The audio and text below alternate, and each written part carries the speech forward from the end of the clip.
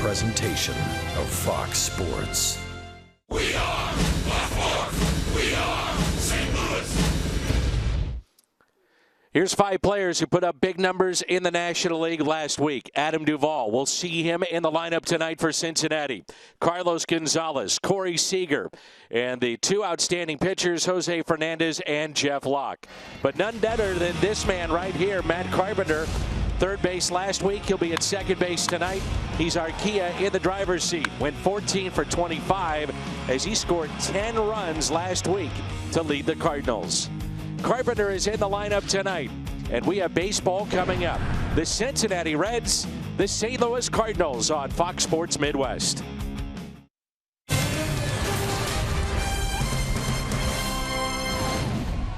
This is St. Louis Cardinals baseball. From the banks of the Ohio, it's game number 1 of a 3-game series. It's the St. Louis Cardinals and the Cincinnati Reds. He is back, and that is Jhonny Peralta in the lineup tonight. A look at his career numbers, and the All-Star from a year ago will play third base.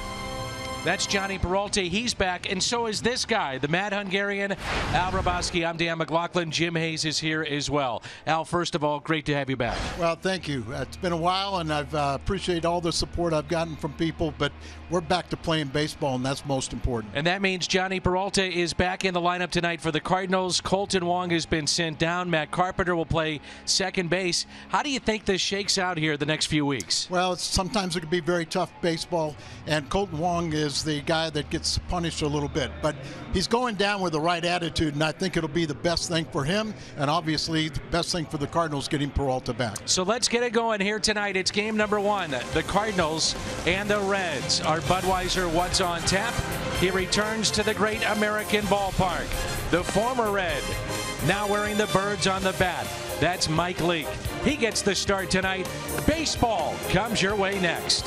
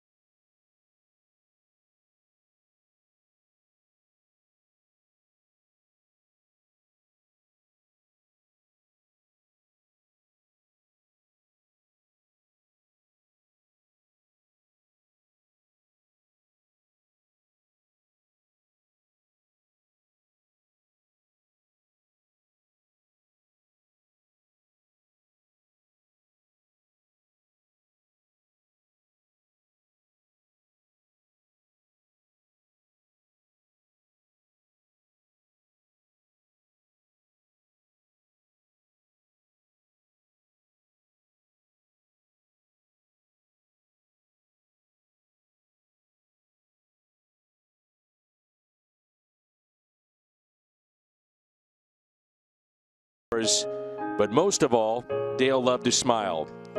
Dale loved his hometown St. Louis Cardinals, and he brought energy and enthusiasm to his job every night, helping bring Cardinal baseball into the living rooms of fans throughout the Midwest. Dale Lopino will be missed. He was 57.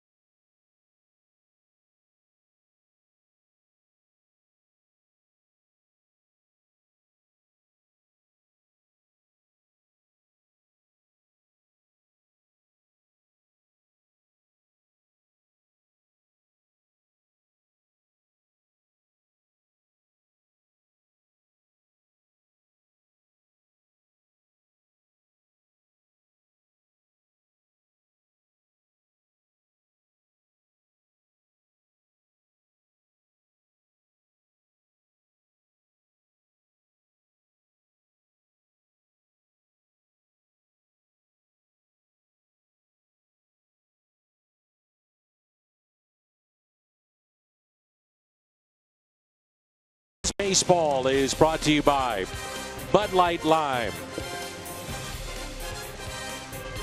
by Chevrolet. Visit your local Mid-America Chevy dealer for great prices on the all-new 2016 Malibu. And by Menards. Save big money at Menards on all your home improvement needs.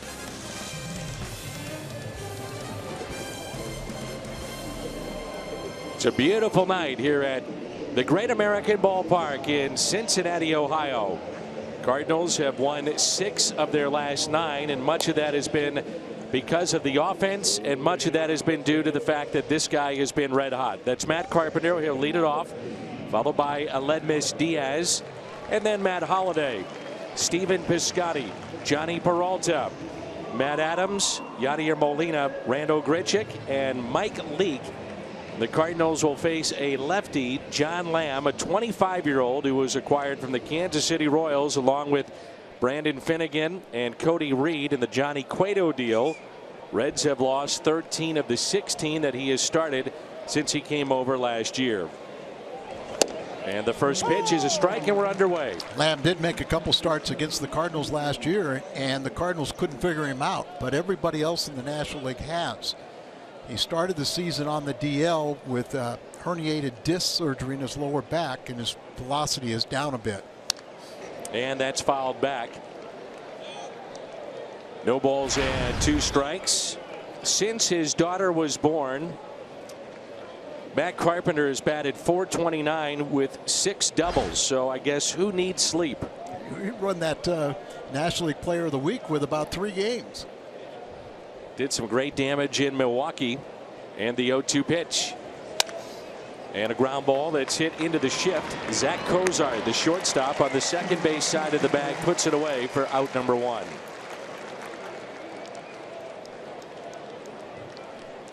Around the Horn is brought to you by Dobbs Tire and Auto Centers. Duvall in left, Billy Hamilton, the speedster, in center. Jay Bruce is in right. Very good arm. Eugenio Suarez is at third. Cozart at short. Phillips and Votto on the right side of the infield. and it's Ramon Cabrera behind the plate. Aledmys Diaz looks at a strike. Diaz is starting to make himself known around the league, but Cozart really, we knew he was an outstanding defensive player, but he's got his offense to match it now.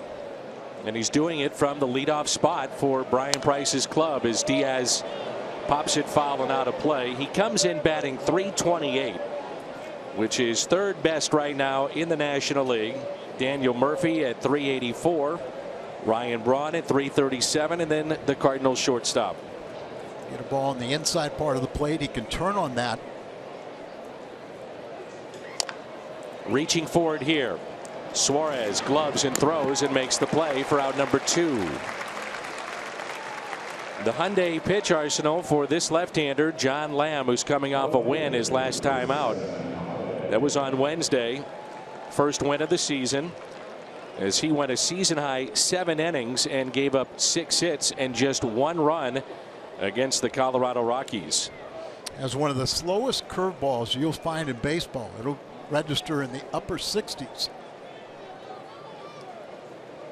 2 outs, nobody on, and there's that breaking ball. And let's take a look at the Hyundai pitch arsenal. Fastball, cutter, change, and the slow curve that Al just spoke of.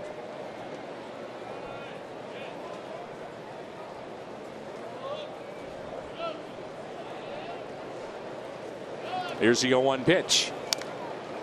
You throw that slow curve and then you see that fastball and it looks a lot harder than it really is. Yeah, and last year he threw, he'd get it up there at about 92. He said this year, coming off the surgery, and he's one of 10 starting pitchers the Reds have already had this year. Started on the DL, but he said he's topping out about 90 miles an hour. No balls and 2 strikes on Holiday. Check swing, and he went a strikeout. So a 1-2-3 inning for John Lamb. The return of Mike Leake to the Great American Ballpark. He'll toe the rubber when we come back.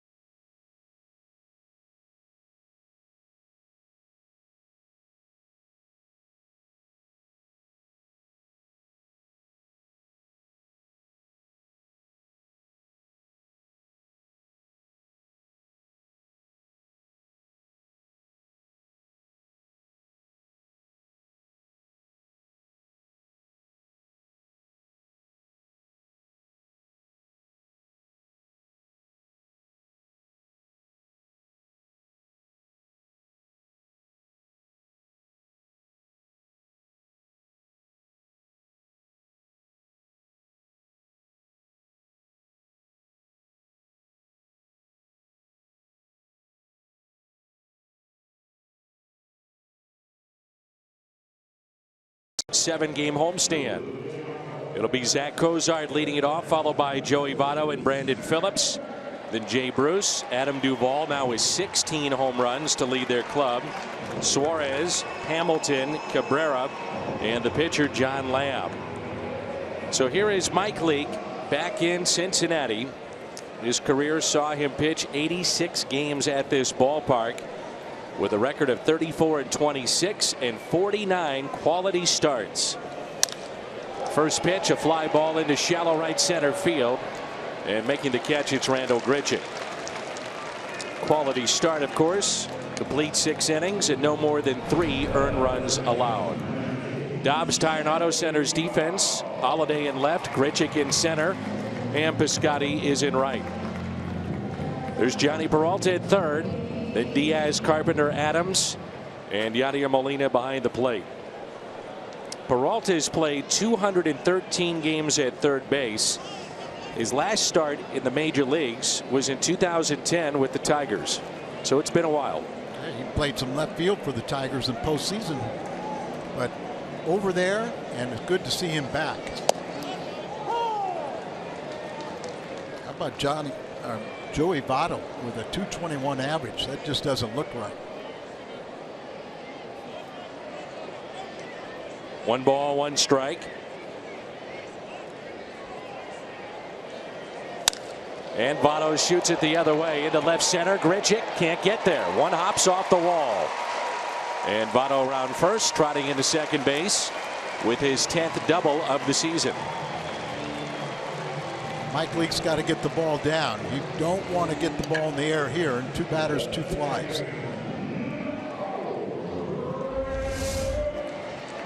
Yachty set up away. Pitch stays up a little bit. Joey Votto was very good taking the pitch away and either driving it to center or to left field. He's just a professional hitter, and he's starting to heat it up the last couple of weeks. Here's Brandon Phillips.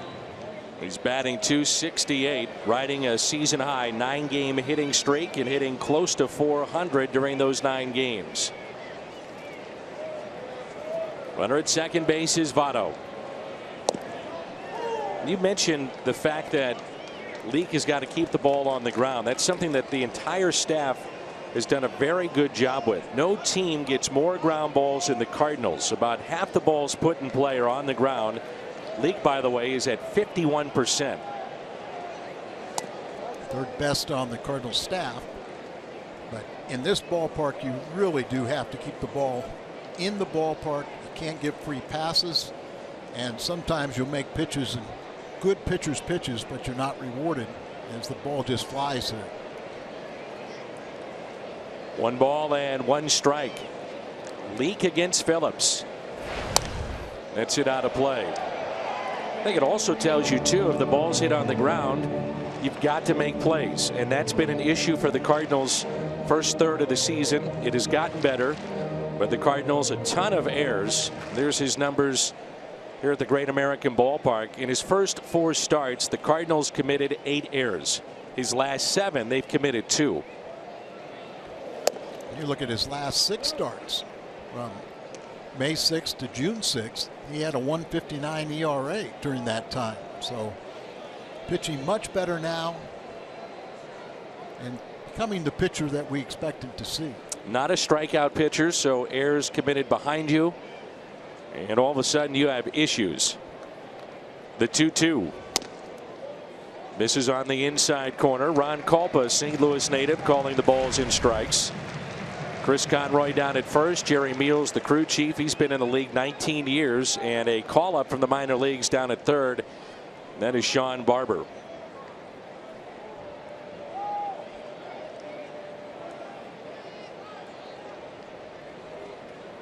A full count with 1 out.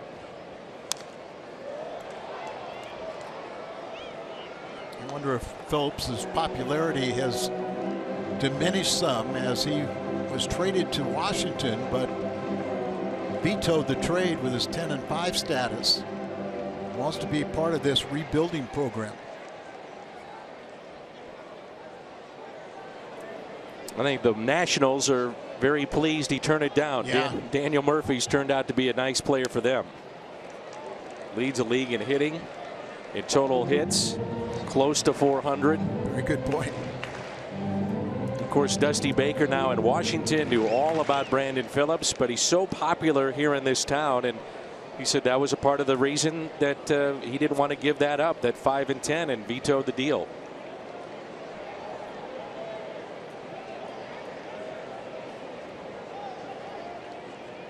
Big gap in left center and a 3-2 pitch. Ground ball that's hit to short. Diaz gloves and makes the play.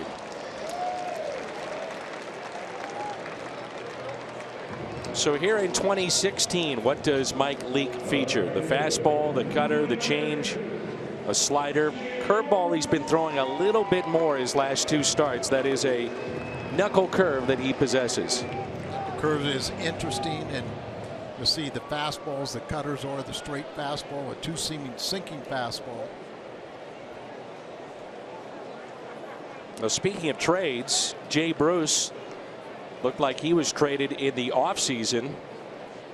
His numbers have picked up, but rumored to be part of a 3-team deal with Toronto and Anaheim, and the medical reports came back on a couple of players that were iffy, so the trade was scrapped, and here he is, fixture every day in right field again for Cincinnati. And having a good offensive year.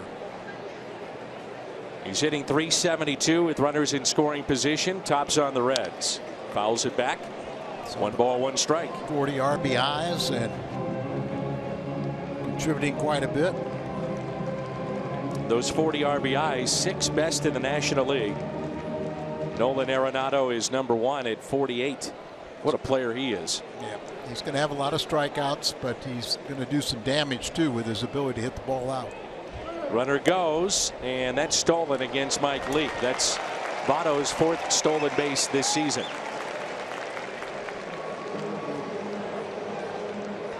You got 2 outs.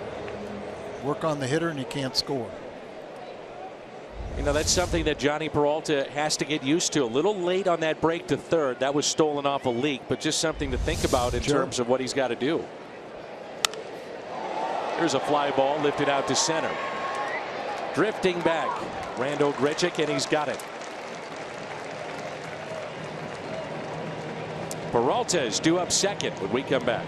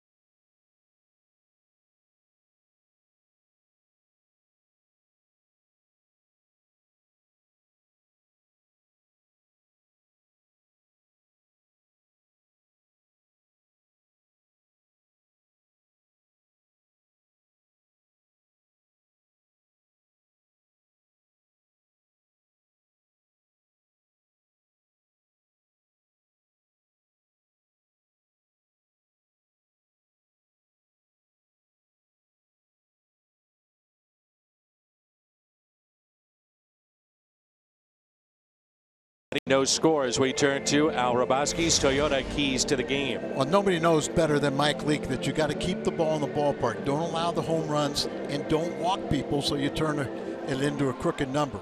And also the Reds are a very good offensive ball club, so you're going to have to outslug them. One of the top sluggers in this lineup is at the plate, Stephen Piscotty, and he lines a base hit into right. The first Cardinal hit. That's his 66th hit this year. He came in 9th overall in the National League in total hits. And you just love his ability to use the entire field. You know, if you're a pull hitter or hit the ball in one location, it's easy to pitch to you. So, and I was talking with Derek Maya today about his balance. You see him go out there and get a ball, but when he hits the ball like that, he has that perfect balance. But then for such a good hitter, you'll find him falling across the plate so much more than you normally would associate. First time to get a look at Jhonny Peralta in regular season play. Went 6 for 22 on his rehab assignment through Peoria, Class A, and AA Springfield. Missed the first 57 games. Had surgery to repair a tear in his left thumb. He comes into this season 6 home runs shy of 200 in his career. And I think just psychologically brings a lift to the ball club. He's such an important cog in this offense. It's interesting that when he signed, a lot of people projected in year 3 that he would be playing a different position than shortstop. One of the reasons why is Aledmys Diaz. Exactly. And now that has come to fruition.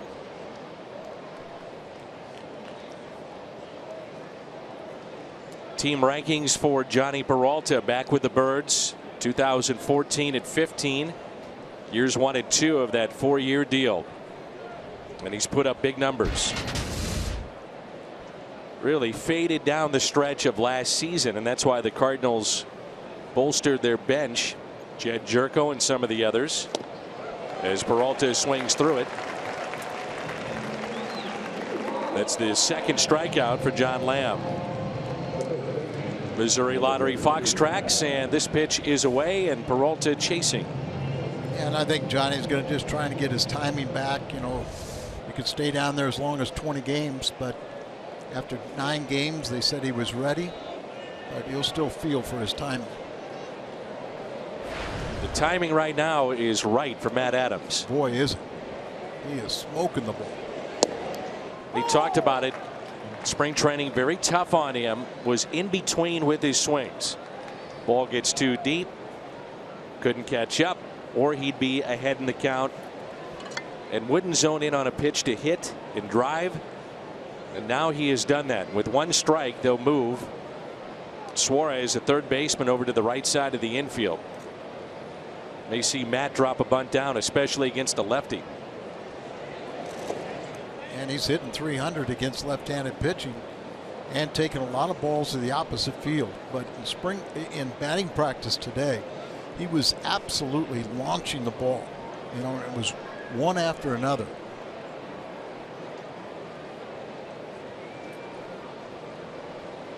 Here's a 1-1. Fouled back. His average since May 17th has jumped from 260 to 325, which it's at right now currently. And in that time, he's hit 435. And you have a potential backup in Moss, who's leading the ball club in home runs. A lot of good things happening for the Redbirds. Piscotty picked off, throw to second, and they got him.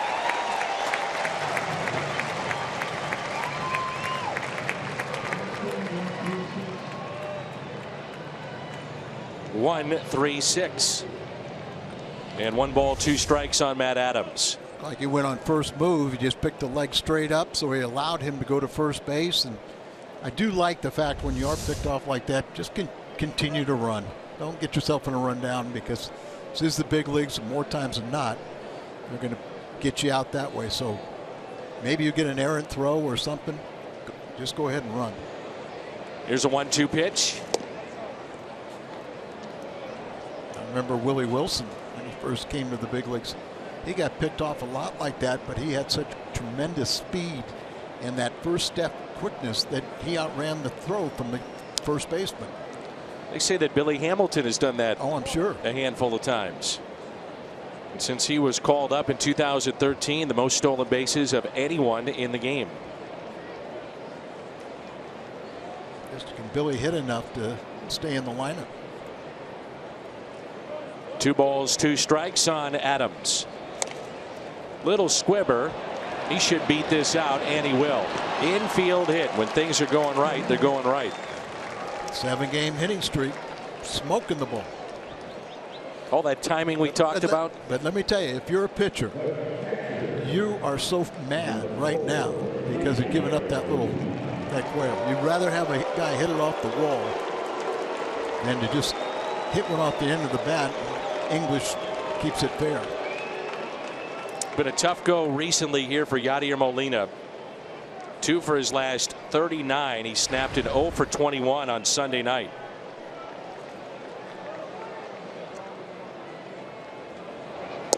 This is the kind of pitcher too who lives on the outside corner against righties. And with Adams being held on at first, as well as Molina goes to right, it might be the perfect combination. And that real slow curveball to get you, put that in the back of your mind, keep you off balance. That time he went in and jammed him just enough. 0-2. That's the real key, is if you're going to be successful at this level, can you pitch to your glove side?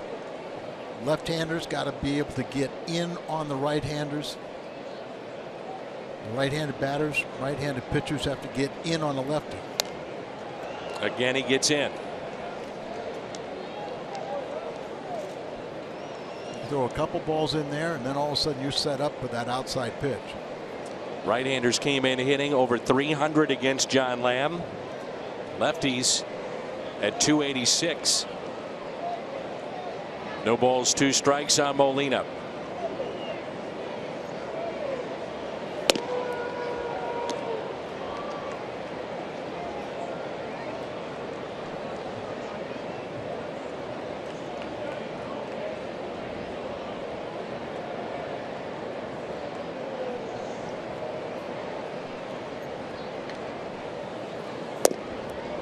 Just missed.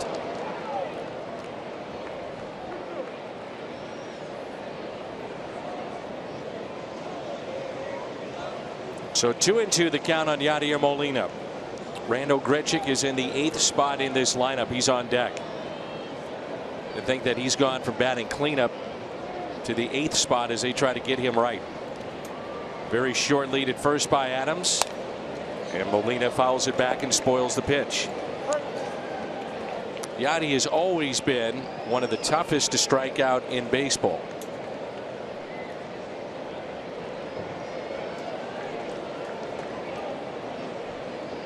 More times than not, he'll put the ball in play.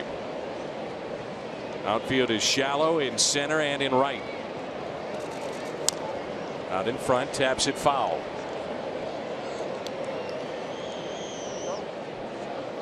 John Lamb is a former Royals minor league pitcher of the year. Was listed as their #1 prospect at one point. Then dealt with Tommy John surgery. Trying to recover from that has been a long road back to get to this level. His junior year in high school in Southern California, he was not only the CIF Player of the Year, but also the Pitcher of the Year. And then he did not play in his senior year because of automobile accident. Molina swing and a miss. 2 strikeouts in the inning and 3 so far for John Lamb. No score midway through 2.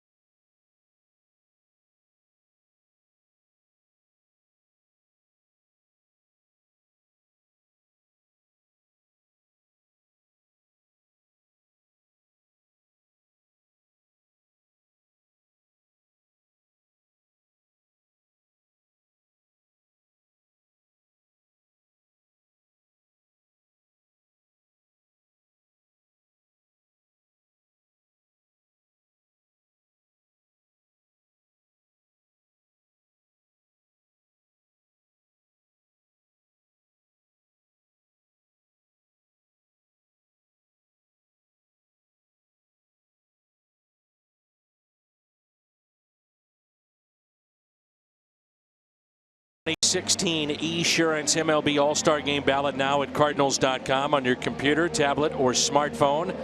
Vote up to 35 times. Vote today. Vote tomorrow at Cardinals.com. Pete Rose.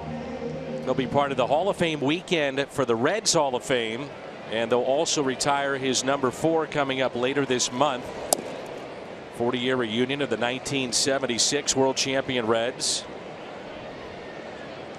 Reds will also unveil a statue honoring Rose at a later date. Found it interesting when he was asked, what would you like the statue to portray? He said, quote, I sure don't want it to be me standing at the #2 window at Turfway. I saw Pete downstairs, and he immediately told me what his batting average was against me. And what was it? He said 311, and then I said, well, you didn't get any extra base hits. So he's headed to, he's 74 now, he's headed to the Reds Hall of Fame. He was banned from baseball back in 1989. Many times he's here at the ballpark sitting right behind home plate. Duvall, a leadoff base hit, and it brings in Suarez. A little history between Duvall and Leake. Duvall's very first major league hit was a home run off of Mike Leake, and then last year he was traded from San Francisco for Mike Leake. Here's Suarez hitting .239.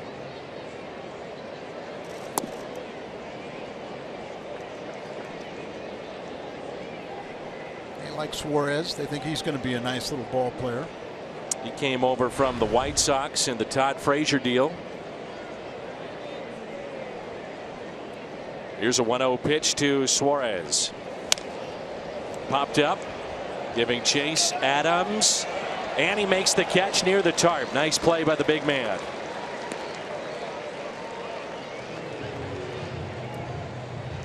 Boy, the Reds have had some big names that have moved on here in the last year and a half. Todd Frazier, 18 home runs. He's driven in 40 with the White Sox.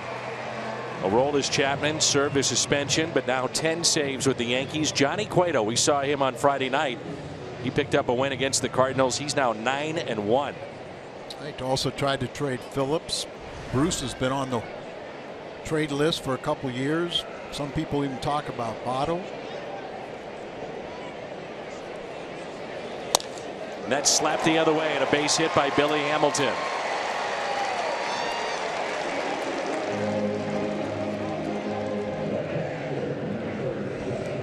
Hamilton, just a 171 hitter in his career against the Cardinals. Remember, they wanted him to give up switch hitting at one time, just bat right-handed, but they're a pitch away, just slaps at it. Got to slap down on the ball and utilize that great speed. Ramon Cabrera, switch hitting catcher. He was the MVP of the Louisville Bats team a year ago, their AAA affiliate. 7 started the year tonight. Called up when Devin Mesoraco tore his labrum. It's a ground ball. Can they turn to Carpenter, Diaz, Adams, double play. 4-6-3. Career game number 140 for Matt Carpenter at second base. Back in familiar territory where he was an all-star. And he starts the double play to his left. And the strong throw by Aledmys Diaz. Mike Leake out of a jam.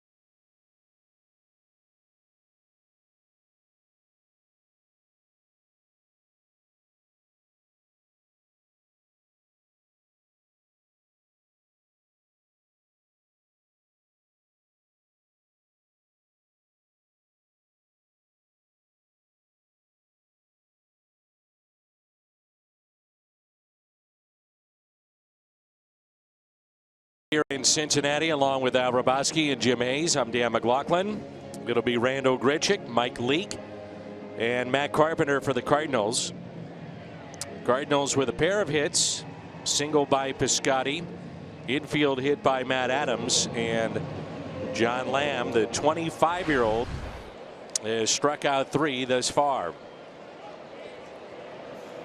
You may remember the earlier series that the Cardinals had against the Reds. That was in mid-April at Busch Stadium. Cardinals took 2 of 3, and it was an offensive barrage in that series. St. Louis scored 26 runs. They hit 10 home runs. And these two teams have 16 meetings left here in 2016. Jim Hayes will join us here for the third. We'll get some of the news of the day, what's happening here with the Cardinals. Grichuk hitting just .219, 7 home runs. He's driven in 26. Hits it sharply to third, taken by Suarez. And he has committed 10 errors this year. And Votto, with that throw offline, tried to apply the tag and make it 11 errors for Suarez.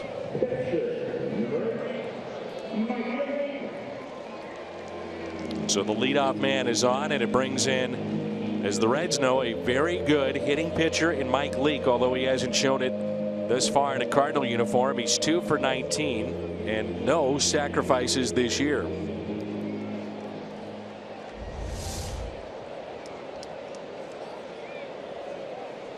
Well, you look at that and it makes you wonder how he missed him. So runner at first is Grichuk, and Leake will sacrifice here. Gets the bunt down. Votto thought about going to second. Covering first, it's Phillips, and the Cardinals have their first man in scoring position. Well, Jim, it was interesting today. The Cardinals, for the first time since the Whitey Herzog era, decided to fly day of this morning to Cincinnati, because mostly it's always either the day before or after a night game they'll fly out, but Mike Matheny decided not to do that. And it was a chance for the guys with families to have an extra day at home and fly out this morning, and most of the guys in the clubhouse very much on board. It was something that Mike talked with some of the leaders on the ball club about, and got the feeling that most guys were on board with it. There were a couple of guys that were happy about it, but given a preference, wouldn't have gotten up so early this morning to catch the charter. But overall, I think everyone was happy with it. And Mike was saying it's an opportunity, because being so close to Cincinnati, had something gone awry with a plane or whatever, they could have bust here at the last minute or taken care of it in some other fashion. And a souvenir gets away from the folks in the bleachers in left. Made its way onto the field to Adam Duvall, so he tossed it back into the stands, and that's why we had that slight delay. Here's Carpenter, and the 0-1 pitch. Pulled foul. How about Matt Carpenter? Is he excited about moving from third to second base again? He is. He told me that third base, to him anyway, his opinion, more difficult because balls are hit at you harder and you have to throw the ball further. He likes second base, one, he said, because you're in the middle of all the action. He likes that. He also said, you know, in 2013, where he had to take a crash course and make himself a second baseman, he took pride in becoming a good second baseman. And he said that fact, and also 2013, they go to the World Series. He said there's a lot of good memories over there for me. So he's on board with playing second base. He understands that Colton Wong didn't get off to the kind of start he was hoping for. So this is a move to try to put the best team on the field. At least that's the way John Mozeliak and Mike Matheny see it. Yeah, Matt Carpenter also saying, I think this is a byproduct of being a coach's son.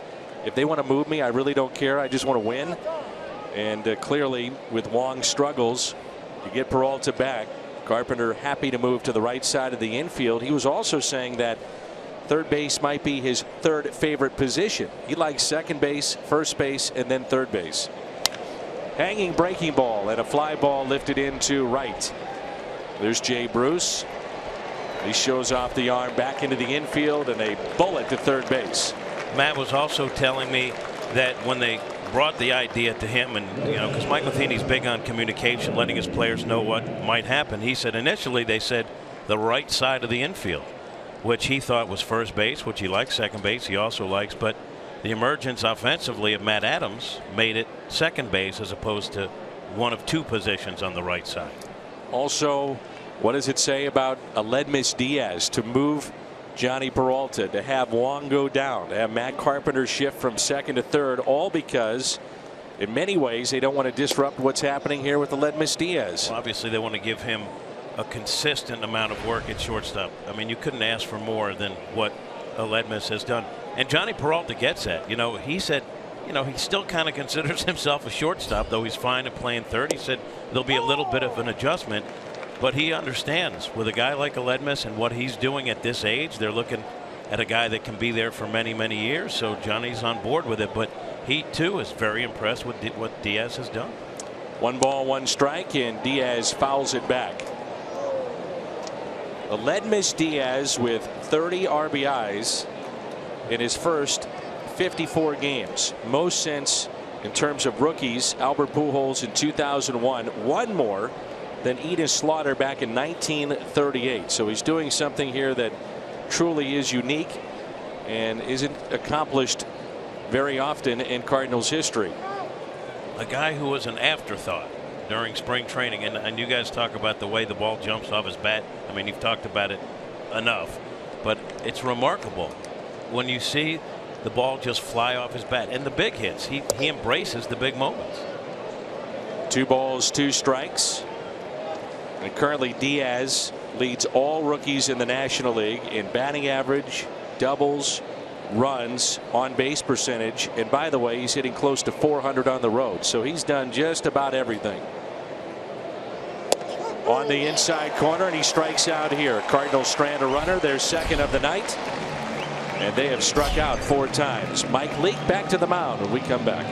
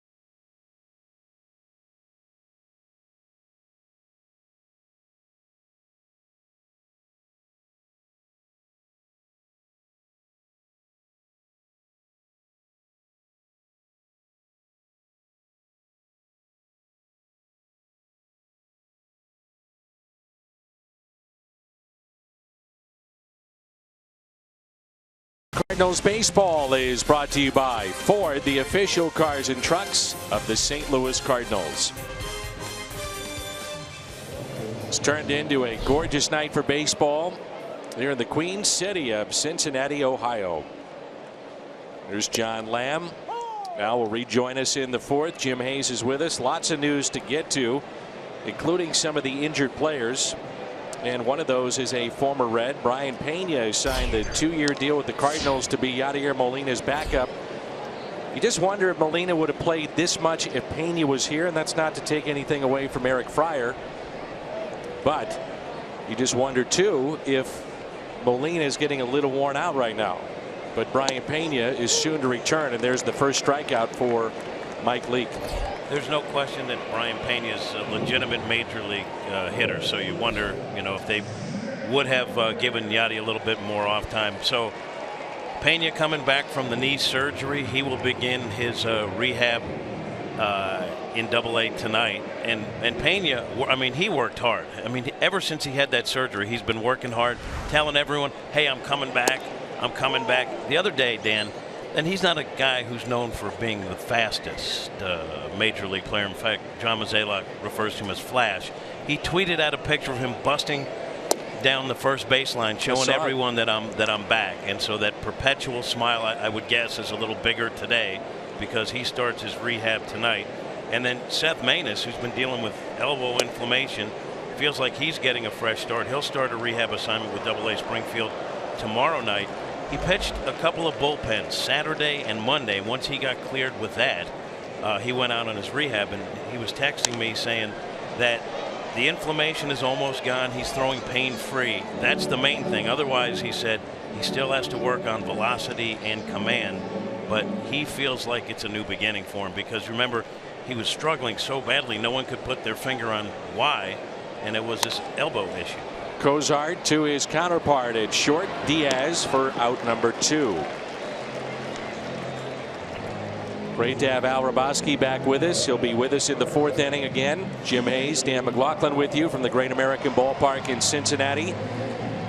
As it brings in Joey Votto, who doubled to left center, then stole third for his 4th of the season. You know, with all the moves we talked about with Peralta being back and Carpenter at second base, the odd man out is Kolten Wong.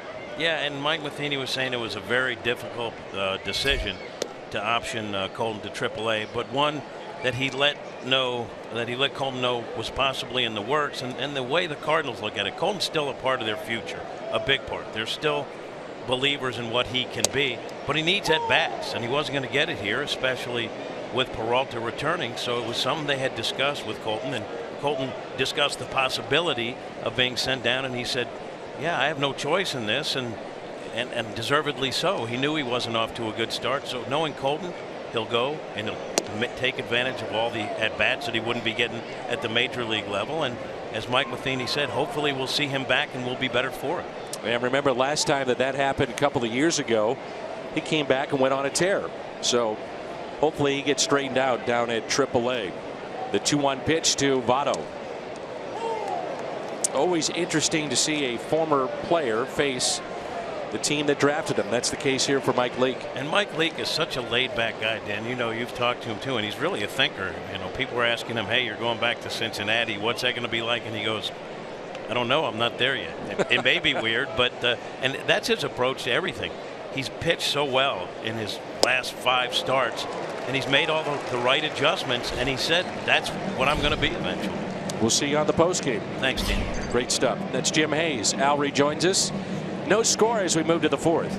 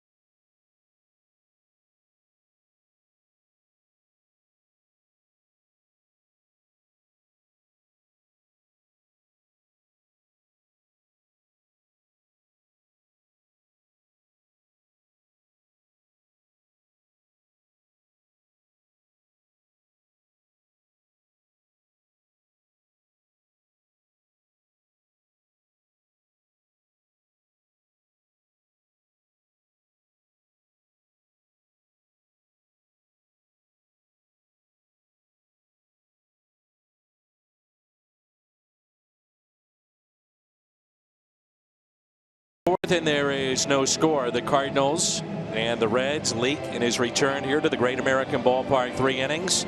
No runs. Piscotty a base hit along with Matt Adams.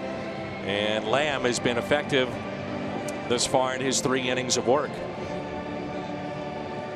Al, in honor of you being back, and especially coming back to Cincinnati, and your love of Skyline Chili. Well, that's where I went last day. I'm sure. I had to go get some 5-way Skyline Chili. Well, if that's where you went last inning, you'll be out of the booth in about 2 innings for other reasons. You know I died. Over 140 chili restaurants, by the way, in Cincinnati. And the folks here consume over, I just want you to know this, 2 million pounds of chili every year. How much cheese? Noodles? It's something like 800,000 pounds of grated cheese. The 2-0 pitch. 2-1 on Holiday. Struck out on a check swing back in the 1st inning. Last start against Colorado, John Lamb admitted it was the first time he had ever watched video. As much as we talk about video in the game today, and he watched the opponents and not himself, how were other pitchers getting hitters out? This was at the suggestion of Mark Riggins, who spent a number of years in the Cardinals system. He's a pitching coordinator. He's now the pitching coach here in Cincinnati. The 2-2 pitch. And Holiday fists it out to shallow right. Bruce, a sliding catch. Jay Bruce got a lot of power, but he also has a powerful arm, and you can see he can play a little defense too. Got a good read on that ball, came in, and makes a very nice play.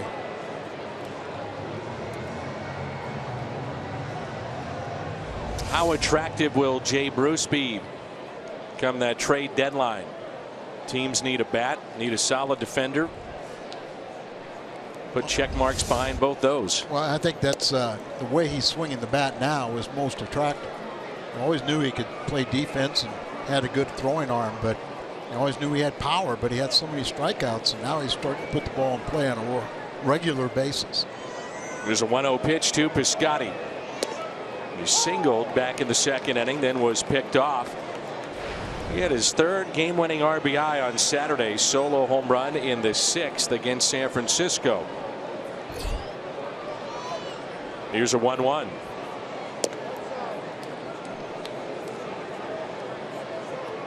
From the Bay Area, loves hitting against San Francisco and the West Coast clubs. But he's been a good hitter.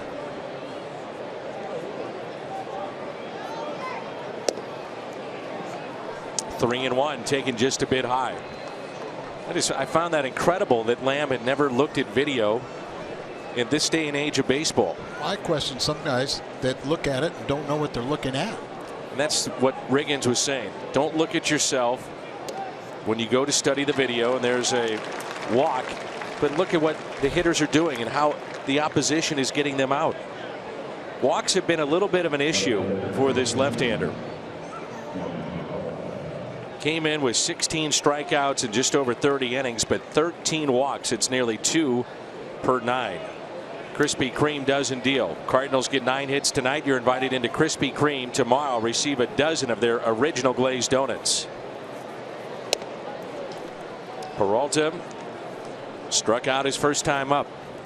And for whatever reason, Cardinal hitters really haven't found a success against Lamb. Last year he made 2 starts and threw 11 shutout innings. He struck out 12 in those 11 innings.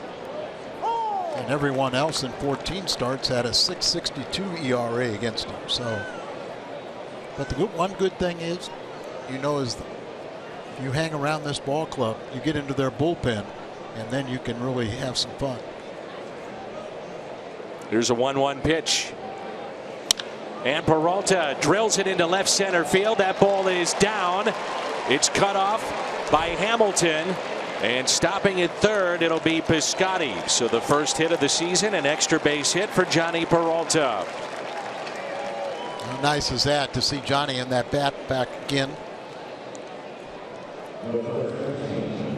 They had a very good relay. Billy Hamilton has a pretty good arm out in center field, and you were hoping maybe a short hop, but you see a good read by Piscotty. He knows he's got third base. Now to pick up his coach, and he's held over at third base. But Peralta, the power he can generate, gap power right here, and plugs the gap. And now you got to do something with one of the Cardinals' hardest hitter, 7-game hitting streak for Adams. And a breaking ball drops in for a strike.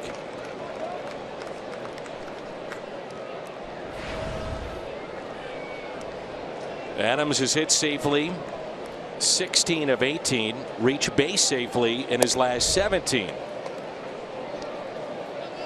Just tell he's very confident right now, feeling good about himself and enjoying it. So runners at second and third.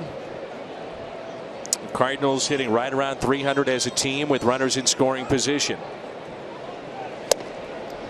1 ball, 2 strikes.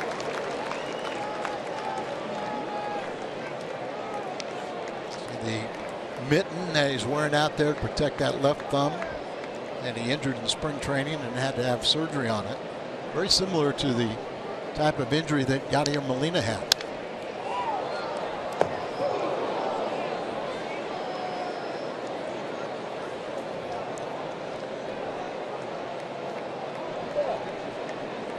Also works great at the local barbecues. You need to reach in and flip a burger. Also known to help with a stack of cookies. Adams pops it up. Cabrera will give it a look. Where's Pete Rose? It was almost in his lap. Just behind the all-time hit leader.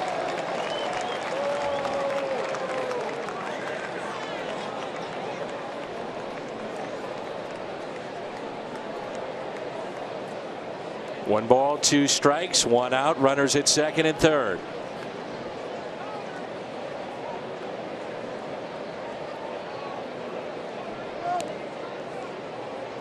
He's done that a lot. Lamb looks in, gets his sign, steps off the pitching rubber.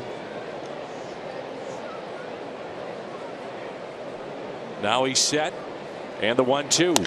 Adams out to left. That drops in for a base hit. A run will score. That's Piscotty. Peralta held up at third, and it's 1-0 Cardinals on RBI number 28 from Matt Adams. 28th RBI for Matt Adams, and his second ball he's hit to left side. First one was just a little squibber that he got an infield single.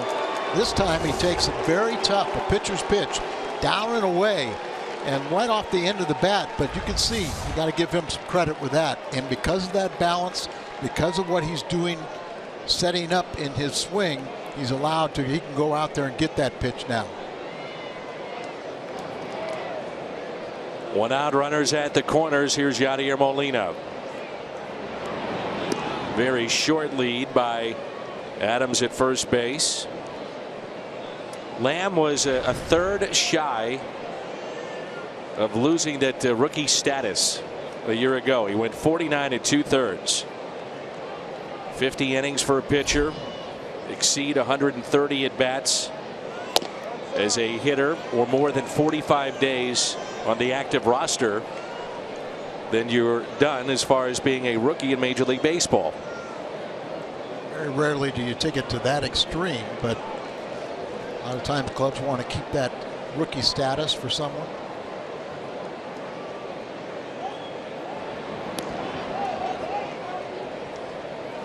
So Todd Worrell was a closer in the '87 National League Championship, '85. And still had his rookie status, became Rookie of the Year the next year. Molina hits it foul and out of play. Pretty famous date in Cardinals history back in 1981. 35 years ago today, the Cardinals traded for Joaquin Andujar. Actually began his career with the Reds in their organization, then dealt to Houston, and then was dealt to the Cardinals. 4-time All-Star. Chop towards short, flip to Phillips, and a double play. The struggles continue for Yadier Molina, who's 0 for 2, but the Cardinals pick up a run, and it's 1-0.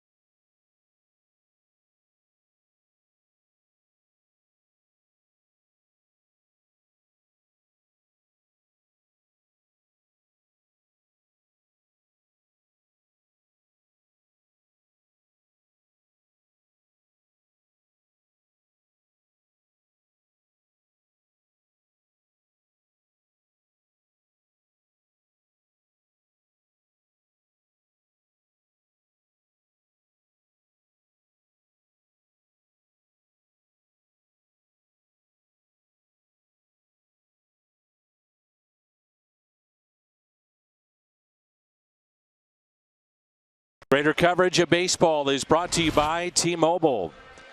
Jameson Taillon makes his Major League debut tomorrow against the Mets. Remember, he was the #2 overall pick back in 2010. The Indians have won 6 straight. That included a 4-game sweep over Kansas City. And Jacob deGrom starts tonight at Pittsburgh. No win since April 30th. T-Mobile, greater coverage of baseball. You know, Dan, the Reds feel like they're going to improve with their pitching. Their top pitching prospect is Stevenson, and Reed is #2. They think those guys are better than anybody they have at the big league level right now.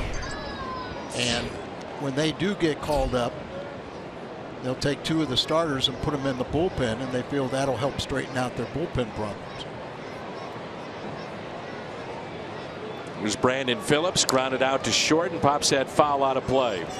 You talked about it. This bullpen is historically bad here in Cincinnati. ERA of 6.5. They are 9-15, their record. And just think about it. You know, with Chapman, it was an automatic. You know, they had a lead late in the game. They were going to win.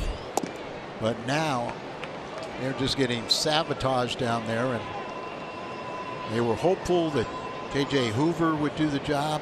He flamed out, back in the minor leagues now, and it's almost like a weekly audition. 2-1 pitch, fouled back.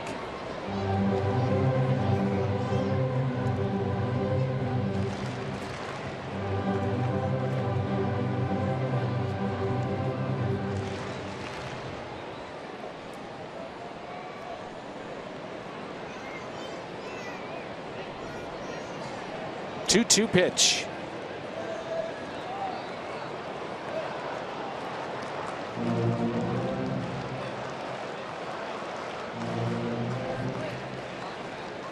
Mike Leake, 8th best in the National League at 1.84 walks per 9. And a base hit. Finds a hole through Diaz and Carpenter. Phillips is 1 for 2. BJC Healthcare difference maker. This is since late in the season of 2015. The Cardinals are 6-1 against the Reds, and look at the difference in bullpen ERA. They get a lot of runs in that ERA, so you never feel like you're out of it. And think about it this year now with the Cardinals, the way they're hitting home runs and scoring after the 7th inning. It bodes well for the Redbirds. There's Jay Bruce, and Diaz can't get there. Into center field. Grichuk's throw to third is Not in time. Peralta pleading his case. Phillips tried to deke Grichuk, and then Peralta tried to deke Phillips. And Grichuk came in aggressively, and as you said, Phillips trying to go at second base looked like he was going to stop and then turn on the afterburners. Grichuk comes in, he knows there's a chance. You see him right here, comes up and fires. Looked like the throw might have beat him, but Johnny may have come up with the glove a little bit and gets the tag down late. Looks like the left leg touched there ahead of the tag. And now you have Adam Duvall. 16 home runs, second most currently in the National League. Talked about how he hit his first big league hit. As we take a look at Phillips coming in here, see Johnny comes up with a short hop and he doesn't tag him until he hits in the midsection, but his left leg hit the bag on first. But Duvall's first major league hit was a home run off a leak. Then they get traded for each other. He went down last year to Louisville. He's from Louisville and went to the University of Louisville, and they said he was horrible. Deep fly, left field. Number 17. This guy is on fire. 5 home runs last week, and he now has 10 home runs in his last 14 games.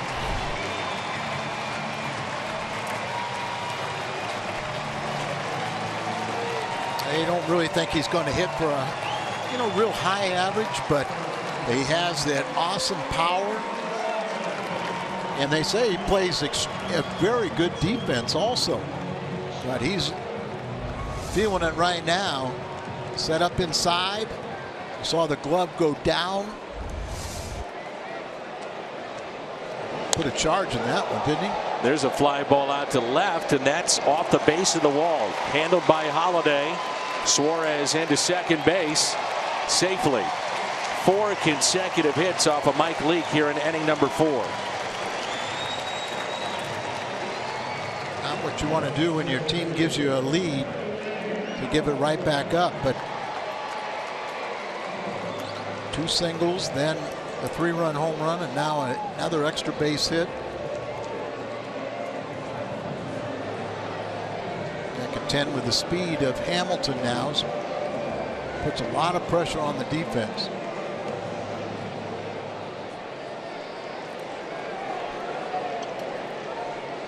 Hamilton a single into left. Duvall's home run traveled 425 feet on a 1-0 pitch, and Hamilton takes low for ball 1. Well, Mike Leake innings 1 through 3 really good. 4+ runs into trouble. That has been the story on Mike Leake so far this year.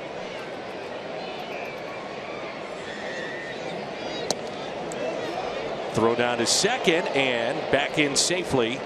It's Suarez. Never strayed too far with Yachty in his arm.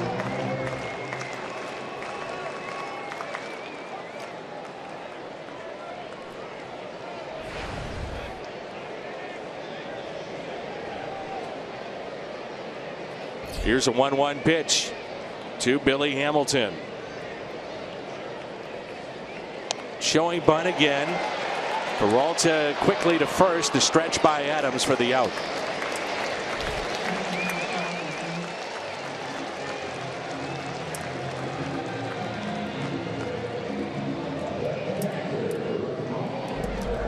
Hamilton, you get that sacrifice, and it's worth anytime he drops down the ball in fair territory. He's got a legitimate shot of beating it out. You get that runner over to third base with just 1 out. How about Mesoraco and the tough luck he's had the last couple of years? I mean, playing less than 20 games. Hip surgery last year, his left shoulder surgery this year. Infield is drawn in, and that pitch taken low. Cabrera is really their backup catcher from Venezuela, and his father is very, very well known. Was a tremendous home run hitter. in the Venezuelan League. His father also played over in Japan. Yeah, he had a ton of home runs in Japan. That's where he had most of his notoriety. And actually, he was playing. His son was playing for a different team, and he told his son, "If I hit a home run against you, I will quit." And a fly ball out to left, handled by Holiday. The catch is made. Suarez will tag up, and that makes it 4-1 Cincinnati.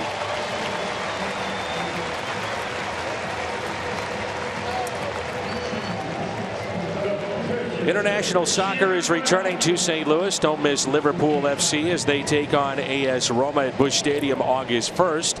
Tickets go on sale at 10 a.m. June 8th. Head to cardinals.com/soccer for more information. August 1st, Liverpool versus Roma at Busch Stadium.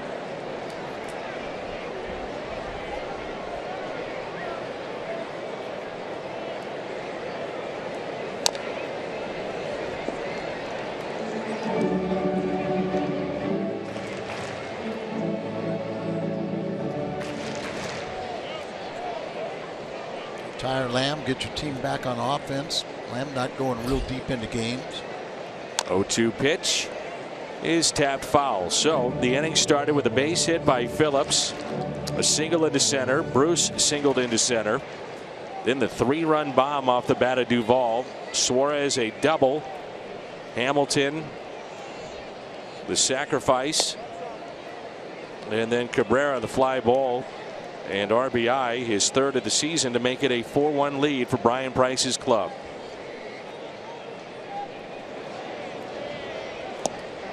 And Leake gets the strikeout, his third of the night. Red hot Adam Duvall. He was tied with Trevor Story.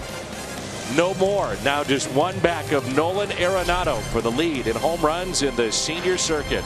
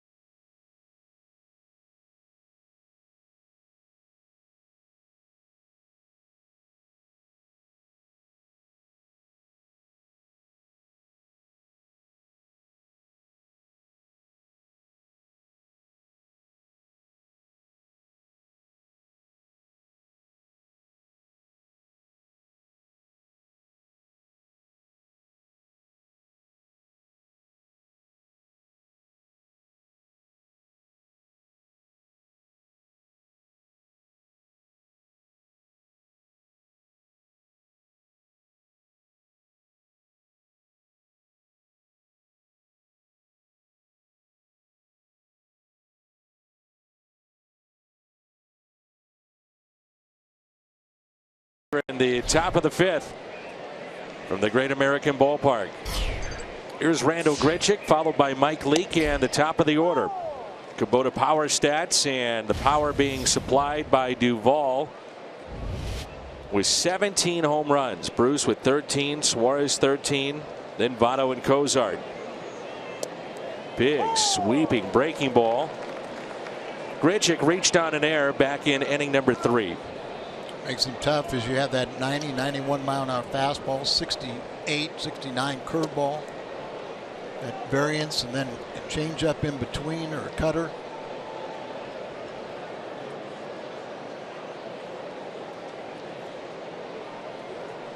And the 1-2 pitch. And him out in front. Cozart has to charge, gloves, throws, and makes the play. You know, Saturday, June 18th, celebrate your furry friend and take home a Cardinals pet leash holder with photo frame, compliments of Nestle Purina. Available to 30,000 pet lovers ages 16 and older. Get your tickets at cardinals.com/promotions. a lot of people had wondered what my surgery was about. I did not have cancer. I did not have plastic surgery. I didn't have a heart attack, but I did have a heart issue. And we're very fortunate in St. Louis to have the best cardiac center in the world at MoBAP, Missouri Baptist. Heart surgeon was Dr. Mooney, not Michael Mooney, your father-in-law, but Michael Mooney, M-A-U-N-E-Y, a brilliant surgeon. I had triple bypass, and 4 weeks ago yesterday, and I feel great. So You look good. That's it. You look good. You're feeling good. Feeling good. Good. Back in the swing of things. Got wind and energy. We were checking in on you. I was going to say, maybe that's bad news for you. No. Hey, Doc, we need to have a word when I get back. No, I wouldn't say that, Al. I tell you, the nurses there and everything at Mo Baptist. We have some of the greatest hospitals in all the world, particularly the Children's Hospital, Cardinal Glennon. You know what Matt Adams or what Holiday and the guys do with that, and Adam with the K's and home runs. But we are very, very fortunate. And I was kind of stupid that I didn't pay attention to some warning signs for the last couple of years, but got it taken care of and feel great. Outstanding. Here's Carpenter with 2 outs. Nobody on. Here in the 5th inning, 4-1 Cincinnati. Breaking ball taken high. Carpenter is grounded out to short and also flied out to right, 0 for 2.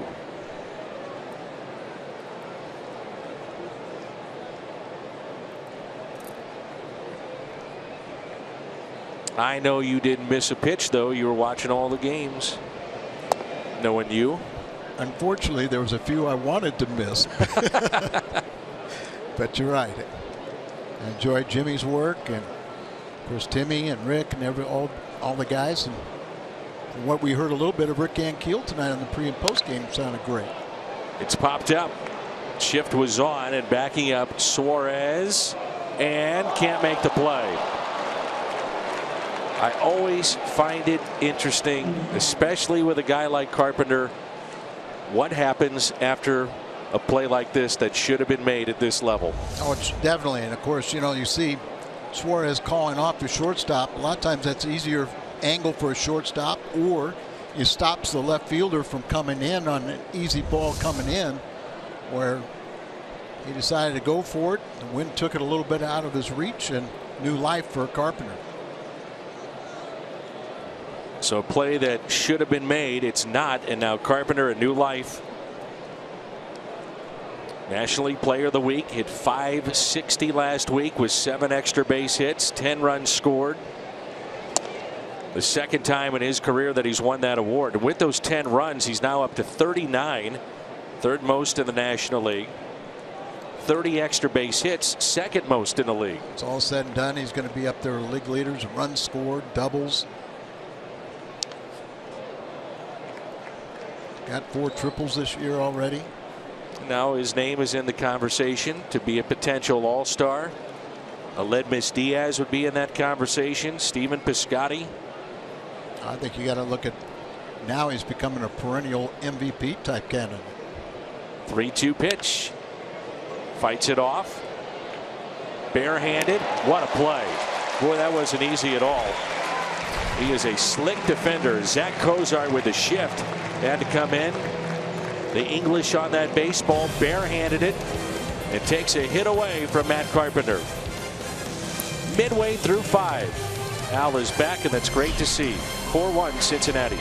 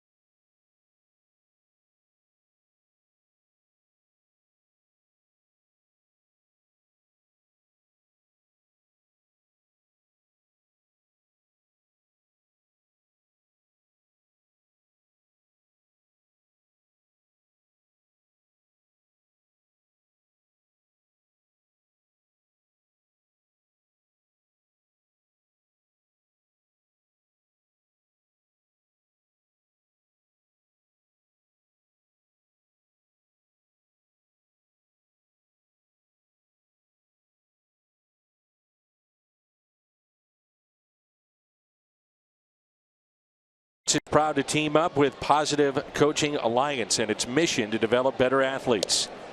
Visit foxsportsupports.com to learn more.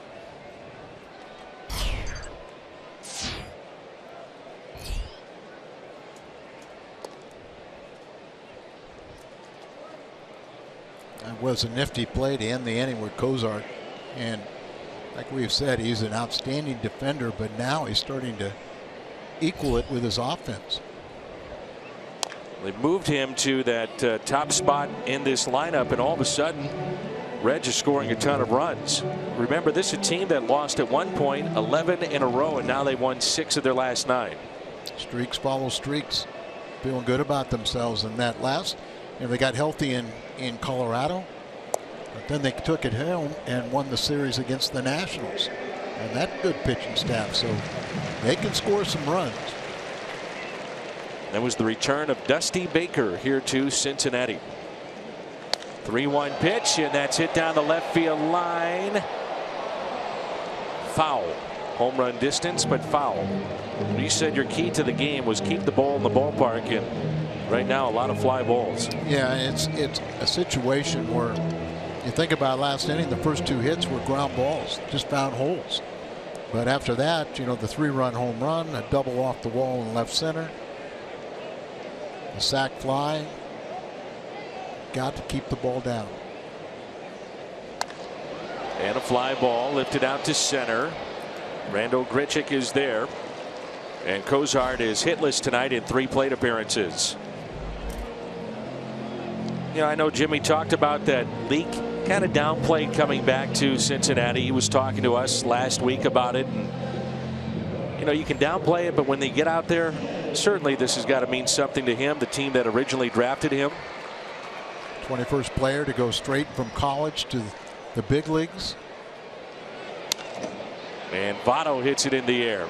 Shallow left. Holiday. Should say college or high school. Yeah. 2 outs. Don't miss the Cardinals Care 6K run presented by Anthem on Sunday, September 18th. Start at the Stan the Man statue, run through downtown St. Louis, finish on the field at Busch Stadium. For more information and to sign up, go to cardinals.com/6K. You gonna lead that charge? Not a chance. No, you were talking about marathons and stuff. Why not you? I think you need to go for it. I've been around Busch Stadium.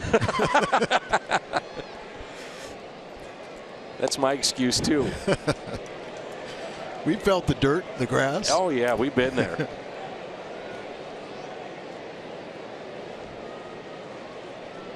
Here's Phillips, and he takes a ball low. Got things started last inning. Kind of looked like a harmless ground ball up the middle. He's 1 for 2 tonight with a run scored.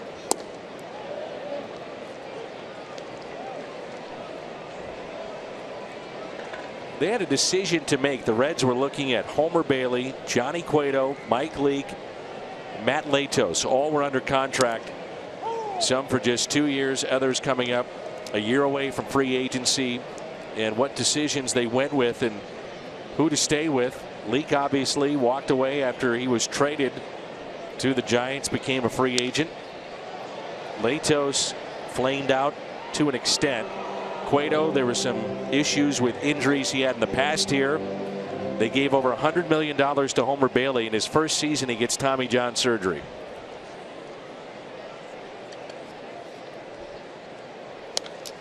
Out in front, popped up. Adams over near the tarp and makes the catch.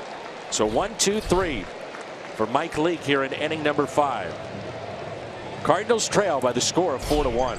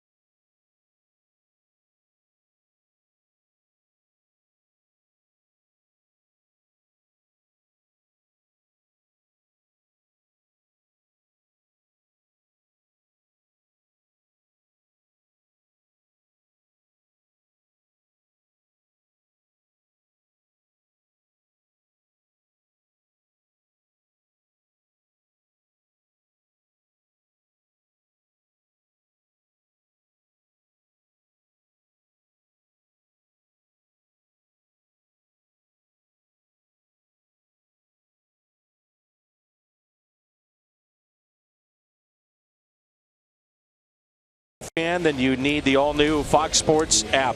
Highlights, interviews, injury updates, scores, and instant alerts on your favorite teams and rivals. Download it now in the App Store, Google Play, or visit foxsports.com/app.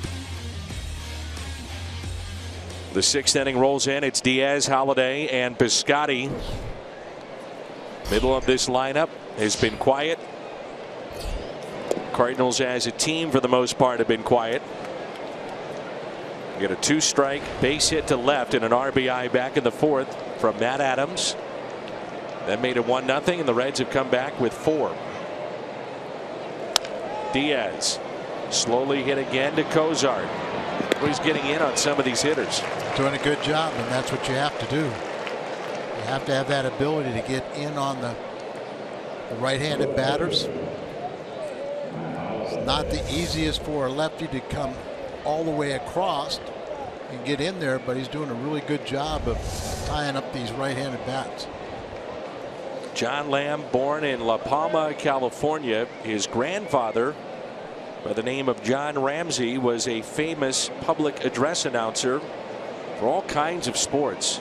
Many years with the Dodgers, LA Kings, most notable the LA Lakers. Anybody that grew up in Southern California knew his grandfather. And you grew up there. Right.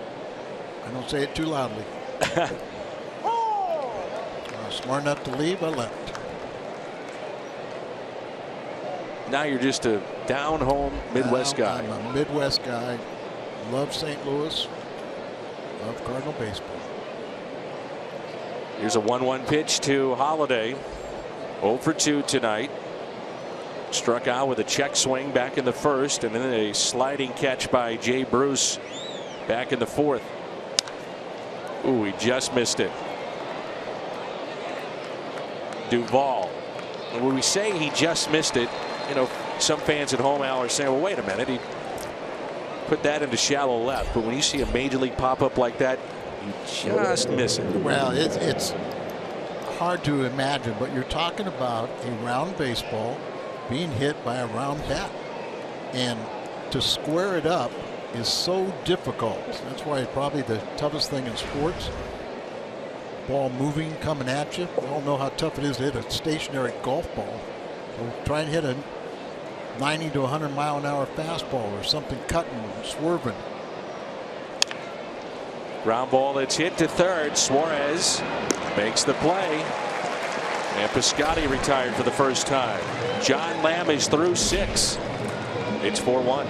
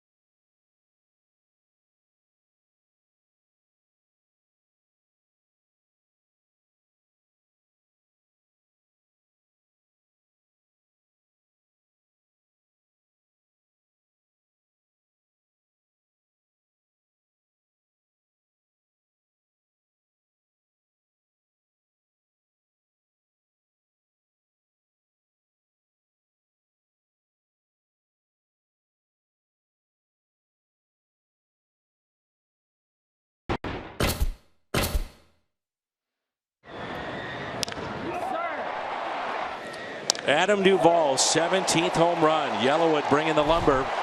That was a 3-run homer back in inning number 4. And then a sac fly RBI off the bat of Cabrera to make it 4-1. Leake pitching into the 6th. Bruce, Duvall, and Suarez.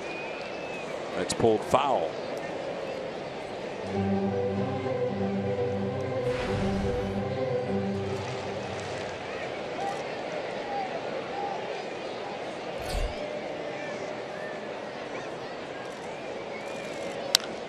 And Bruce with a high fly ball into right field. Piscotty is back near the wall, and he's got it.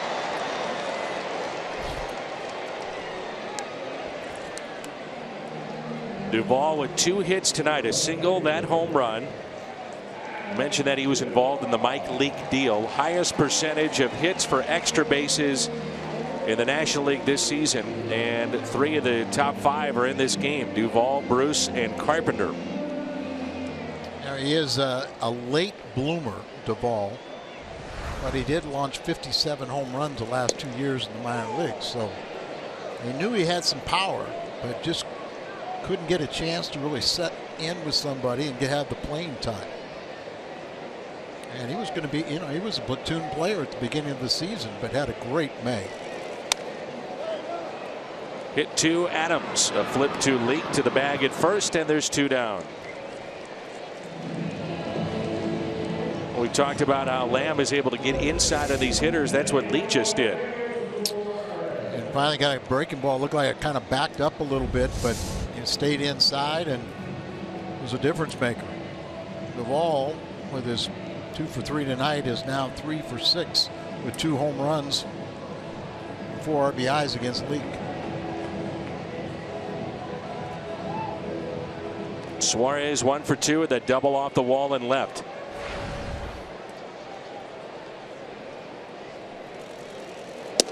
Fastball and a strike.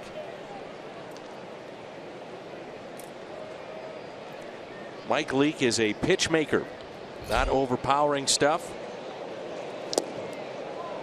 You see the first pitch at 90, that pitch at 80. In and out, up, down, changes the eye level. He has to be a pitch maker because he's not going to strike out very many, and he's got to make his pitches. Just like that, he carves up Suarez and picks up strikeout number 4. We head to the 7th. Reds on top.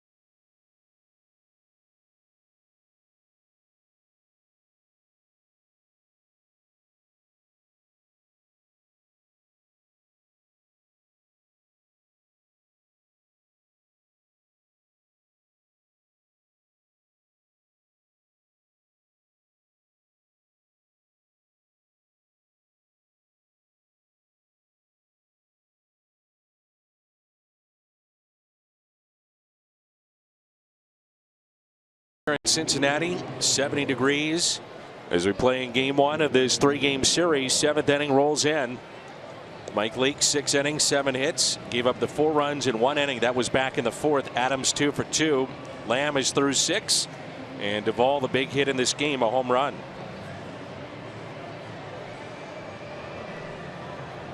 Here's Peralta, who struck out swinging back in the 2nd inning, then doubled to left center. Double will help lead to the Cardinals' lone run. This is a time the Cardinals this year have been so special, 7th inning and on, and they're going to have to do something here. Lamb doesn't go usually this deep into a game.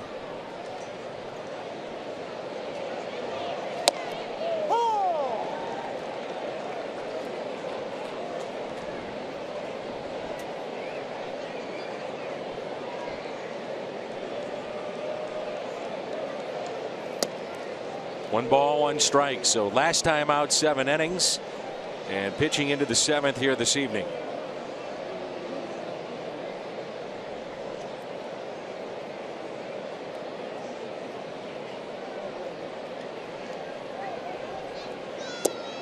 Been averaging just at 5 innings a game, so starting to lengthen out a little bit, but this is the time the Cardinals have to make some hay.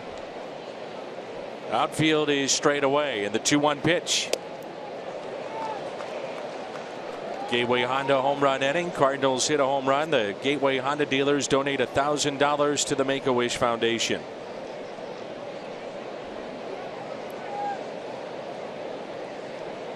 And the 2-2 pitch. With the changeup.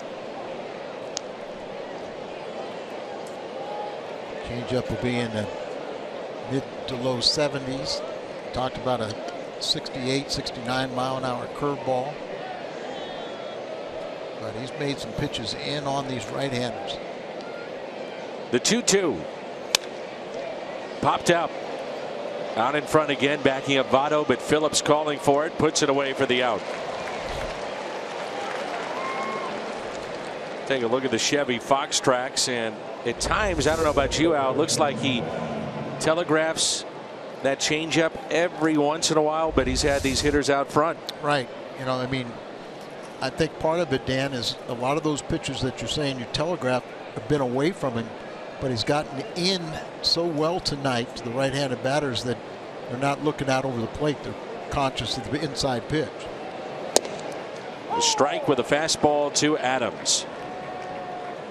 2 for 2, infield hit in the 2nd, and a base hit to left, and picked up an RBI in the 4th.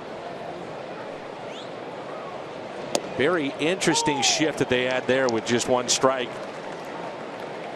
as they had Cozart, rather Suarez, the third baseman, playing in. Now Suarez backing up to short, but they're trying to keep him honest because of the bunt. Right. Hit 2 balls to left field.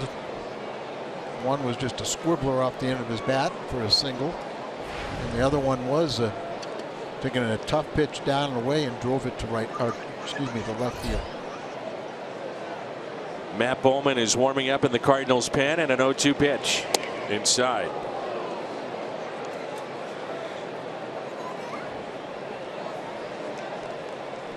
That's how well Lamb has pitched away to Adams, so that last pitch was for effect to get him off. Now they're going to duplicate it back in.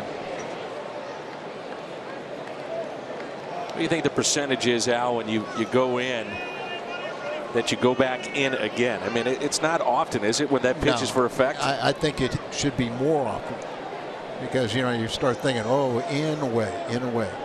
But when you double it back up a couple times, you'll get a hitter to jam himself, because he's diving over the plate or looking conscious of the pitch out there, and even a pitch that's, you know, in the middle of the plate, they'll jam themselves.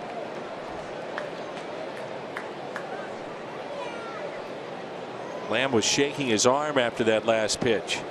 1-2. Chopped up the middle, taken there by the shortstop, Cozart. And Adams is out number 2. It's 10 in a row set down after the single by Adams back in the 4th. Nice little roll.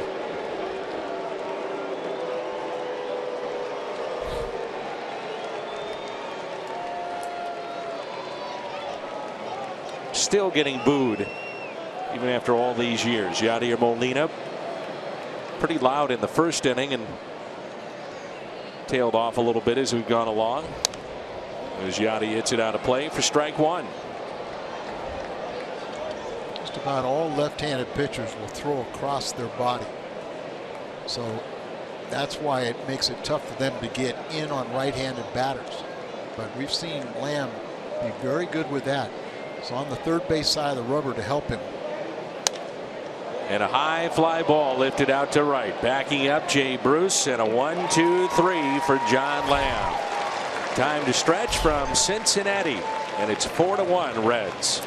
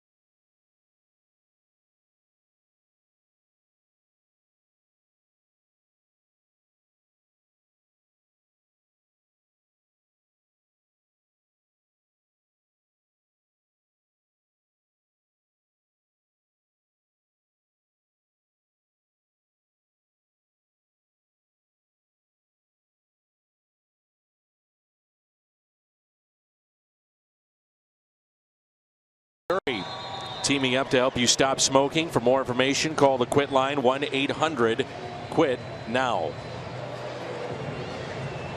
The Cincinnati Reds Stockings began play in 1869, the first ever professional baseball team. I'm sure those games would fly. Well, that's what we have right now. This game is moving along. High fly ball off the bat of Billy Hamilton. Piscotty, who was playing in, looks up and it's gone.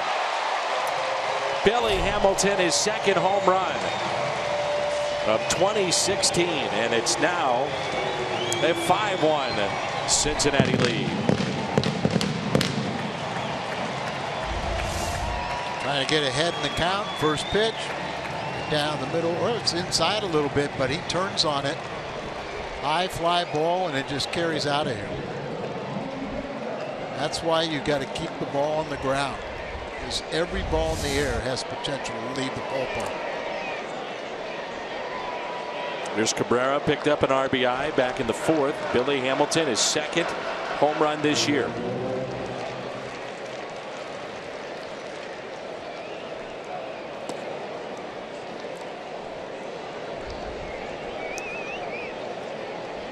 Not sure who had the faster home run trot, Billy Hamilton or Scott Rowland. That's ripped down the right field line, and it's off the wall, taken there by Piscotty. He'll show off the arm into second base. Throw is offline, and it's a double.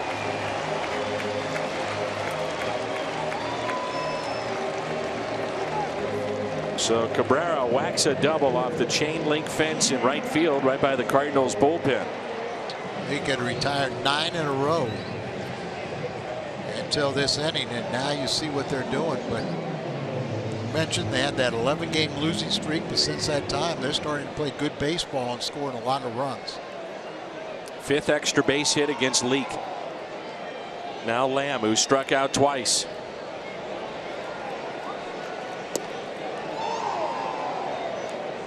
Well, the way that Lamb is going, certainly keep him in this game and give him every benefit of the doubt to try to go further in the game because of the issues they've had in their bullpen. But then you get into a situation where he's probably right at or a little bit above 100 pitches, And you worry about that with a young pitcher who's already had Tommy John. There's an 0-1 pitch to Lamb. Lamb has had 99 pitches.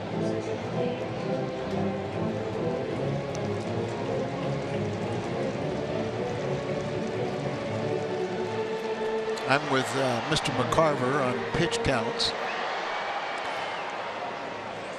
But a little surprising, even though you do have the tough time of the bullpen. You take a young pitcher and you send him back out with 99 pitches. Strikeout of Lamb. Number 5 for Mike Leake tonight.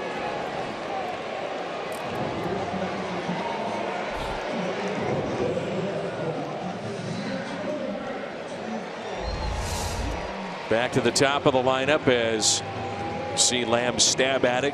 Couldn't get the bunt down. 5 strikeouts, 3 times he got Lamb. Cozart is flied out to center, grounded out to short, 2 flyouts to center. 0 for 3 tonight.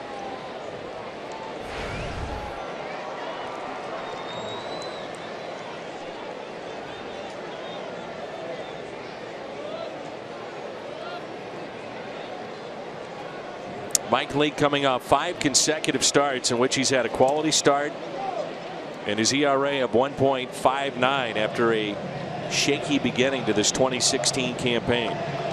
Historically, he's always been a slow starter. He's always had trouble in April, but May's been a good month for him, and it was last month.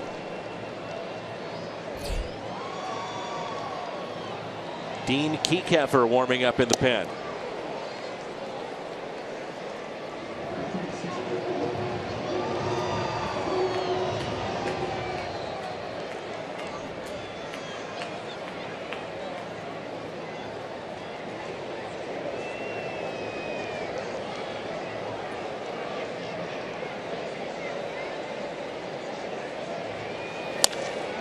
That's pulled foul. Nice play by that young lady. It's rocketed. Big Cardinal fans, Katie, Jack, Sam McGrail, watching Cardinals baseball here tonight on Fox Sports Midwest. The Cardinals trailing now 5-1. 2 home runs allowed by Leake. The first, a 3-run homer by Duvall back in the 4th. And a solo home run to begin this 7th. So Bowman continues to throw, and Kiekefer on the left side just joined him.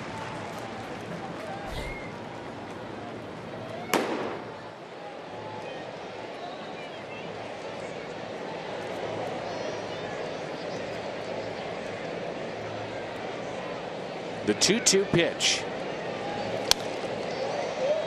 Out of play.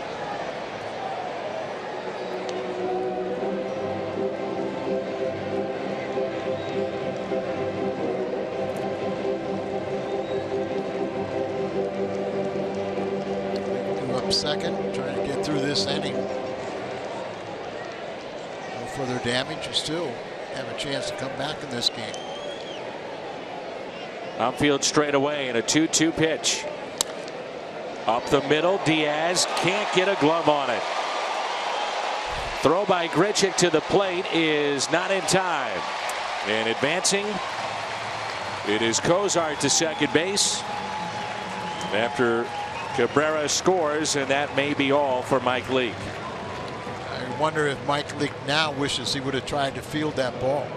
Anytime you got a good power sinker like Leake, you're a good fielding pitcher, and Mike Leake is, but thought the defense might make it to shortstop Diaz, but that ball was too far up the middle for Diaz, and Cozart does a nice job getting himself in scoring position, the single RBI, and takes second on the throw. Well, the Cardinals do have the lefty Kiekefer ready.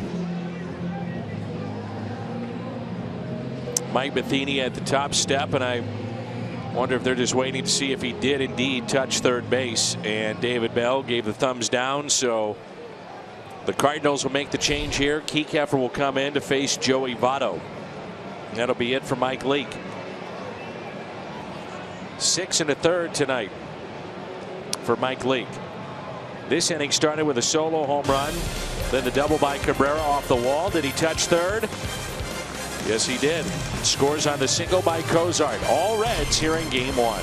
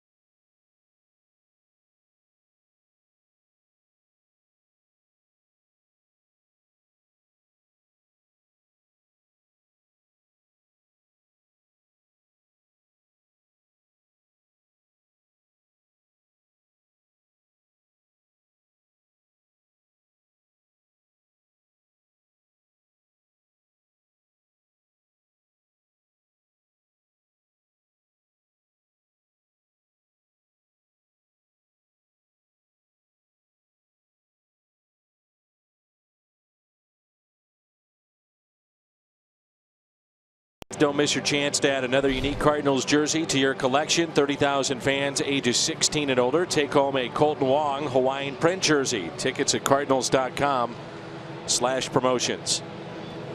Kiekefer in to face Joey Votto, who's 1 for 3 tonight. Runner at second base and 1 out. Leake not sharp. 6 1/3, 10 hits, struck out 5, did not walk anybody, but gave up the 2 home runs. 6-1 Reds.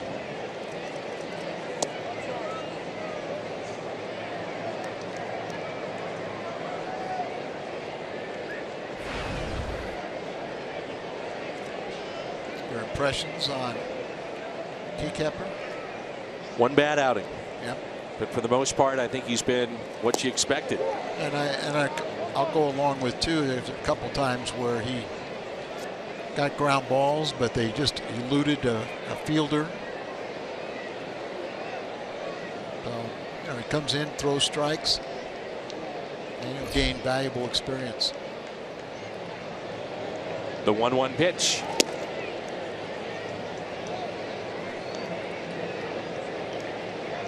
But these are good tests. You got to find out if Kiekefer can get people like Votto out. No doubt about it.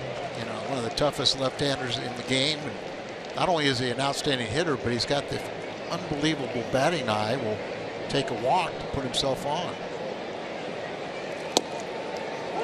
It's the inside corner. Does it strike you that Joey Votto has struck out with 1 tonight 63 times this year? 63 to lead the Reds. Yeah, that's not him. Of course, it was about 10 days ago he was batting just over 200. Got it up to 220 now. The 2-2. Little check swing, and he went. Strikeout of Votto. Good job by Kiekefer. Plaza Tires, Fox Tracks. Strikeout for Dean Kiekefer. You don't often see Joey Votto be fooled by a pitch that far outside. No, sir. Kiekefer's got a fastball, slider, and change. And we'll see if he has a pitch that he can throw intentional walk. I don't like the new rule change they're talking about, just putting up 4 and giving a batter a free pass. I have seen games decided by a guy not being able to walk intentionally a batter.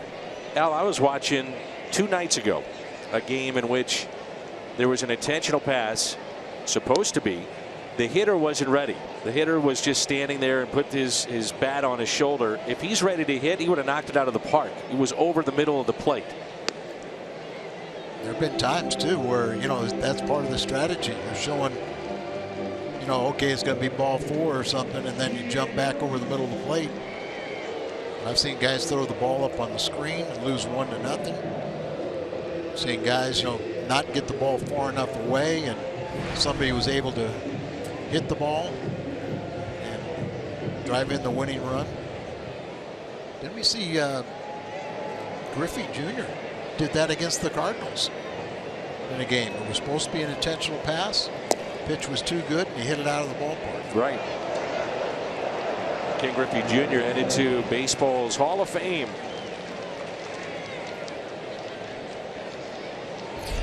Two outs, 2 on, and a 1-0 pitch by Dean Kiekefer. The slider misses. Bruce, a base hit to center field back in inning number 4, scored a run. He's flied to center and also flied out to right.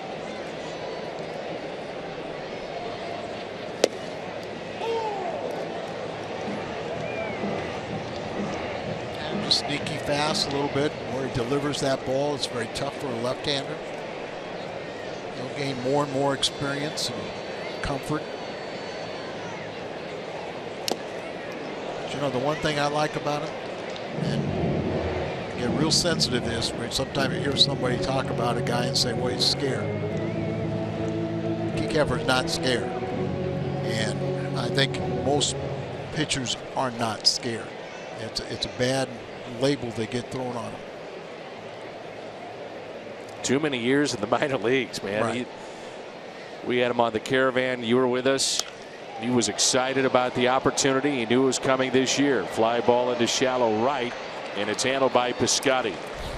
So Kiekefer, nice work. Strikeout of Votto. Then he gets Bruce, and we head to the 8th at 6-1.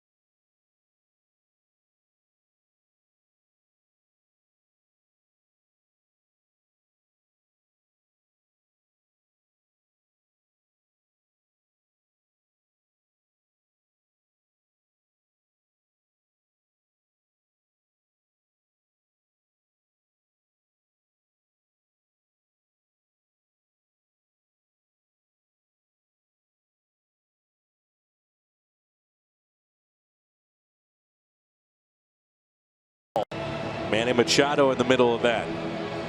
Saw a pretty good one with Odor and Joey Bats a couple weekends ago. How about that one? You got to give Batista a little credit. He didn't go down, but he got smoked. Man, he took a shot. Yes, he did. Usually it's just guys coming out and they bark at each other and no punches thrown, a lot of pushing. Not the case. Here's Randal Grichuk. Matchup tomorrow, Jaime Garcia against Alfredo Simon. Simon back in Cincinnati. Former All-Star. won about 16 games that year for the Reds, and then was sent packing. Last year had a tough year in, I think, Detroit, but got released and then signed a one-year contract with them middle of spring. Grichuk pops it up, and Votto gives that a look, and it's out of play along with Jay Bruce. Jedd Gyorko is on deck, and then we'll see the top of the lineup. Cardinals have not figured out John Lamb, who's allowed just 4 hits tonight. He has struck out 5. Last base hit for the Cardinals was back in inning number 4. Been perfect since then. Matt Adams RBI single.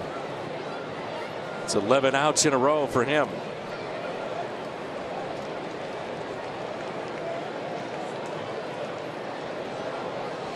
Remember last year he had 11 scoreless innings pitched against the Cardinals in 2 starts. Here's a 3-2 pitch, and it's a leadoff walk.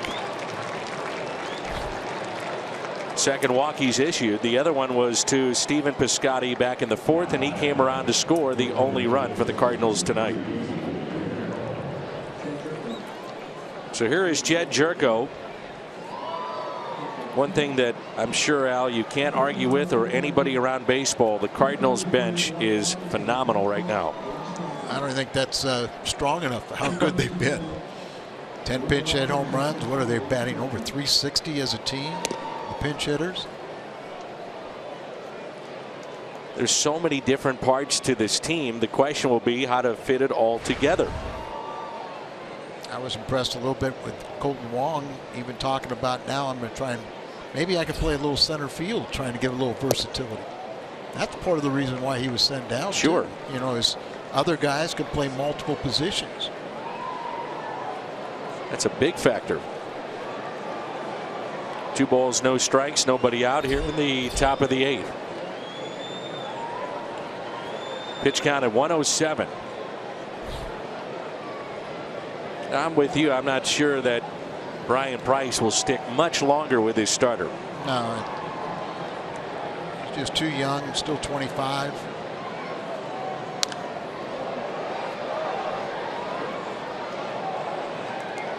Started the year on the disabled list after having lower disc surgery on his back. Video board here at the ballpark that just showed Pete Rose, the loved figure still here in Cincinnati. You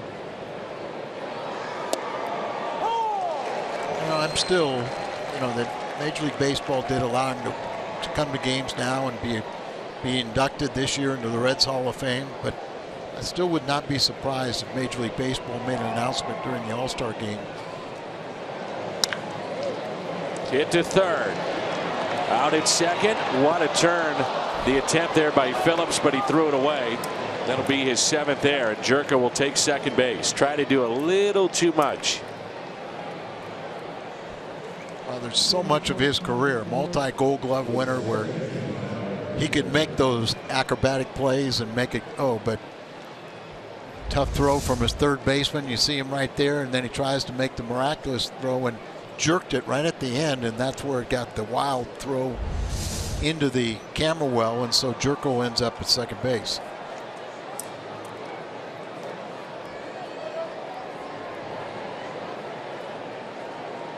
So the 7th error on Brandon Phillips. Here's Carpenter, 0 for 3 tonight, 2 ground outs, and he's also flied out to right. Cincinnati using the shift. Outfield for the most part straight away, and a breaking ball is taken high. Breaking ball now 65. If you can't hang one, got to get a couple guys on and get into the bullpen. Carpenter hits it to Phillips. Throw Phillips. And a rare error again on Brandon Phillips. You don't see that very often, errors, much less 2 in back-to-back plays. No, you're absolutely right. You mentioned the multi-Gold Gloves for him, and just an automatic, and because of that second error, they'll go to the bullpen right now. Brian Price has already pointed out there. Blake Wood, a right-handed pitcher, has been throwing. See, hope he'll get about 4 more. Chevy called to the bullpen.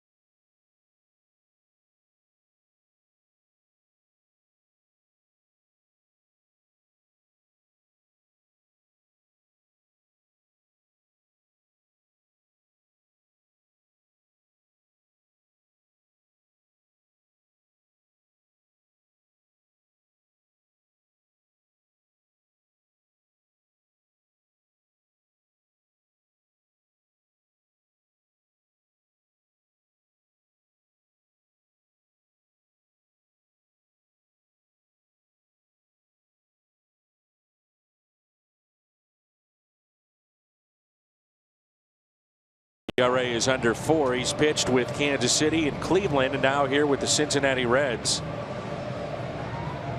See there too, he's got 18 walks in 29 innings. Almost a strikeout per inning, but far too many walks.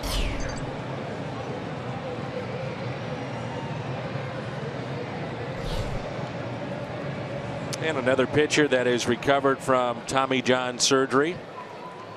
Relief losses 15 this year for Cincinnati. The bullpen record is 9-15, ERA of 6.51. Here's Diaz. First pitch nearly to the backstop. That's why obviously you want to get into that bullpen a lot earlier, but you always feel like you got a chance. And with the Cardinals' ability to hit home runs this year, they really do have a legitimate chance. Be patient, look for a pitch, something you can drive. That's driven out to right center field. Hamilton on the track makes the catch. Runner tags. That's Jericho to score, and it's now a 6-2 Cincinnati lead. RBI for Diaz, number 31.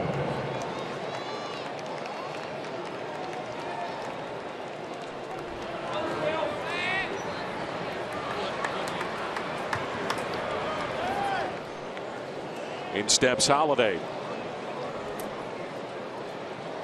Closing games out, that has been musical chairs as well here with the Reds. They've had Cingrani, hard throwing lefty, their lone lefty in their pen. Also Ross Ohlendorf has closed out some games as well. We mentioned that J.J. Hoover inherited the closer's role once they traded Chapman, and he's flamed out to the point he's got sent to the minor leagues. Fouled back. Cingrani probably, is one of their better alternatives. They're just trying to find anybody that can get some outs.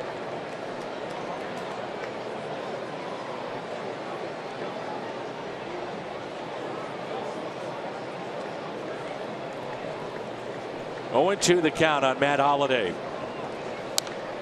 In on his hands, Holliday struck out in the first. It was a sliding catch in right by Jay Bruce, shallow right field. He also flied out to left. He's 0 for 3 tonight. No balls and 2 strikes. There's Jonathan Broxton, former Red. Bowman had been throwing as well. He's loose. Maybe one of these cases, if you get a little closer, it's Broxton. If you don't get closer, it's Bowman, who's pitched very well this year. He's done a nice job. Rule 5 pickup from the Mets. Jim told us back in the third that Seth Maness begins a rehab program along with Pena coming up.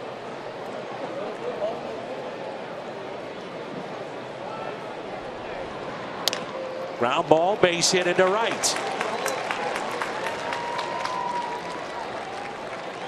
First hit of the night for Holiday.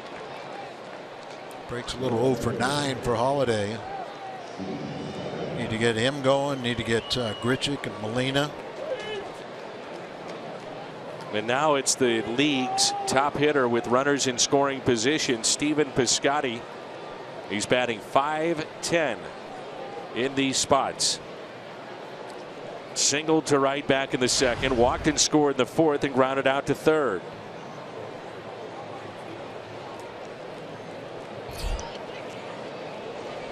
And a fastball taken for a strike. I knew Jason Hayward was an outstanding talent, but I always felt that the type of money that he was commanding, the Cardinals offered to him, that we were better off putting Piscotty out there and finding out what he could do. And if you compare the numbers now, I mean, it's just glowing in favor of Piscotty. I would say this, it's early in that comparison, clearly, but right now, yes, it favors the Cardinals for sure. $20 million versus $500,000. Yep. And better production. Way better. Right. A little bit outside there. And, you know, in Piscotty, we talked about last year when he came up, he had 305, and just how he could make adjustments inside of bats, and he's even gotten better and has that knack of delivering with men in scoring position. Here's a 1-2 pitch to Piscotty. Up the middle, off the pitcher's foot, and that'll be a base hit for Piscotty. Right off the foot of Wood. And the bases are loaded. And look who's coming up. Johnny Peralta. The stage is set, isn't it? Oh, yeah. Trainer will come out and check on him right here. Wonder if he got the sole of the shoe or if he got flesh. Looks like he was saying it was the heel.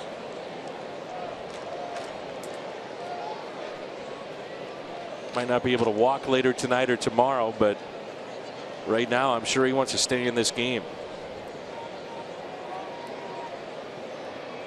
And he is. Maybe throw a pitch here. He's 6'5", 240, 30 years of age.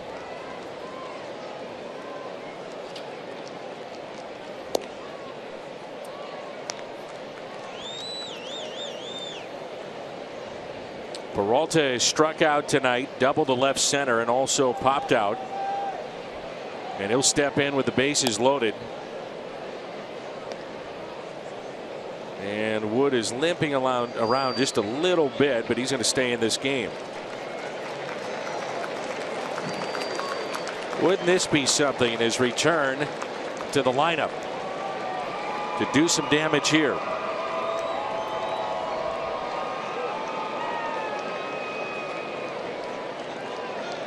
The Cardinals have had some crazy comeback wins at this ballpark over the years. No doubt. Where's Johnny Graves? Danny Graves. Danny Graves. Oh, we need him, isn't he? Danny Graves. One of the gave nicest kids, too. Some memorable home runs to the Cardinals over the years. Most notable, the comeback that John Mabry capped off with a home run to center. 1 ball, 1 strike. That was the greatest regular season comeback in Cardinals history right here in this ballpark. Johnny owns 4 grand slams and a .331 average in these spots. It's 9 games on the rehab, but he's already felt his presence here. 1 for 3 tonight with a double. The 1-1. One thing you noticed with Wood when he took those 2 pitches just to see if he was okay, both were up. You wonder just how much pressure he could put on his foot. Try to get on top of the ball. Leave a pitch up and watch out. 2-1 the count.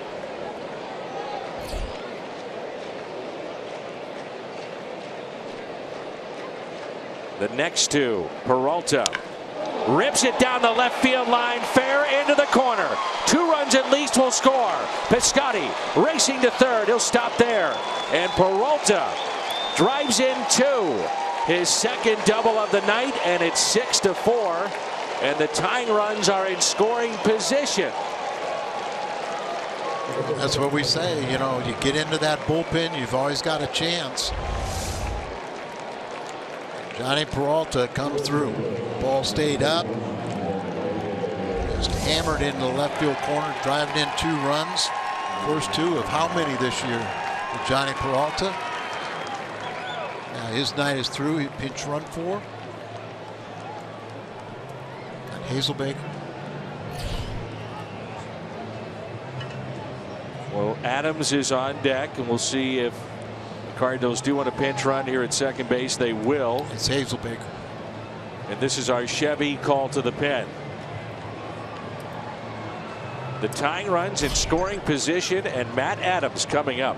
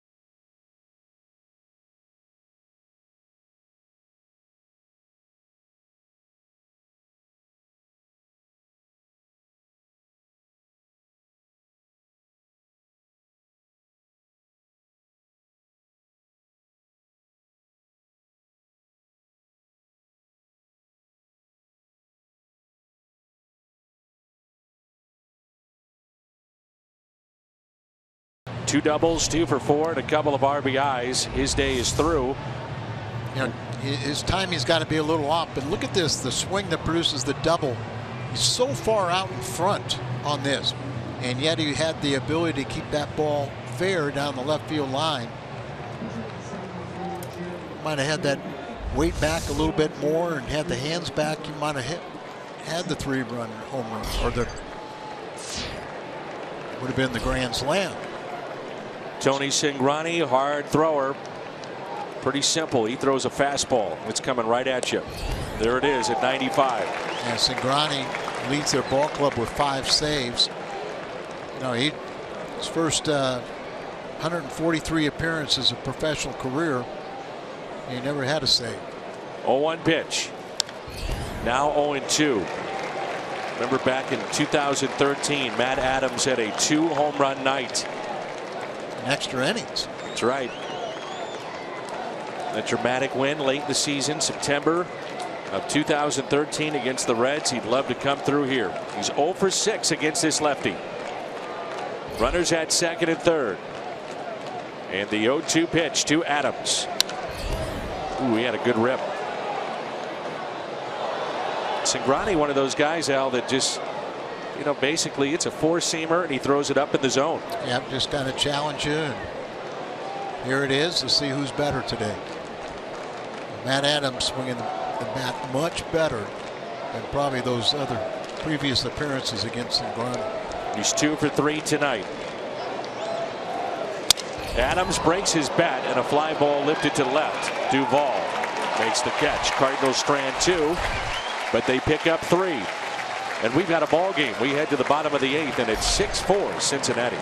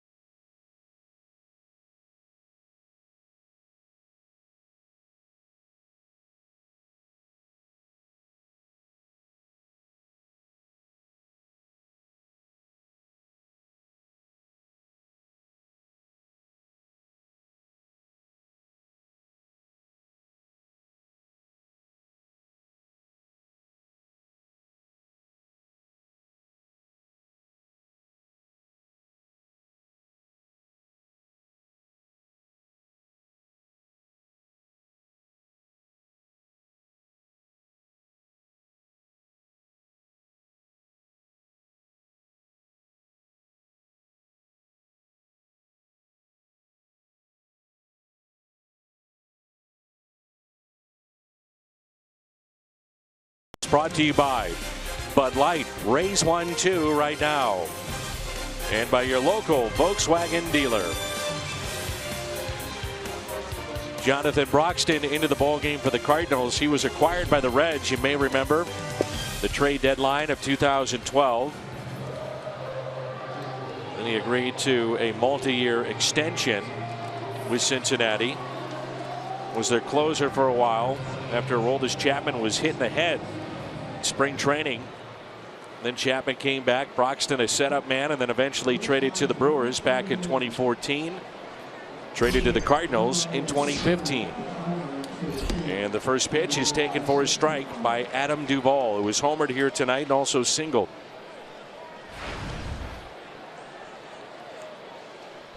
Whenever you talk to players that played with Jonathan Broxton, they just rave about him as a teammate.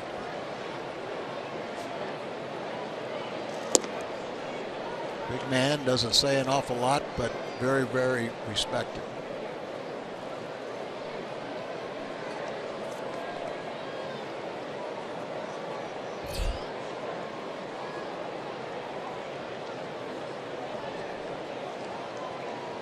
The 1-1 pitch.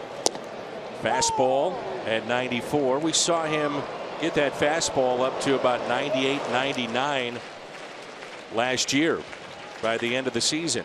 He told me earlier this year it'll get there again.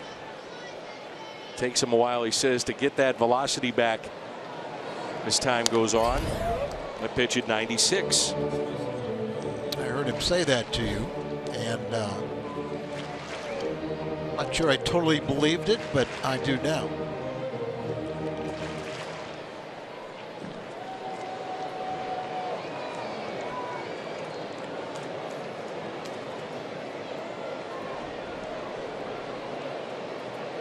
Here's a 1-2 pitch.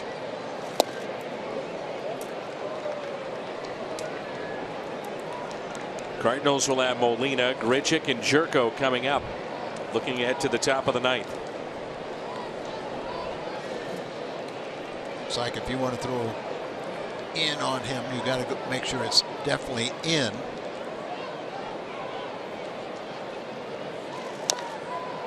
And you got to make sure you don't hang a slider or something to him. You'll get his strikeouts, but obviously with 17 home runs, 17th coming tonight on a 3-run home run.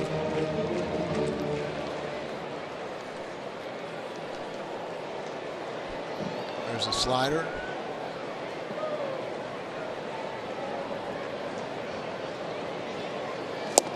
And a good one. Perfect.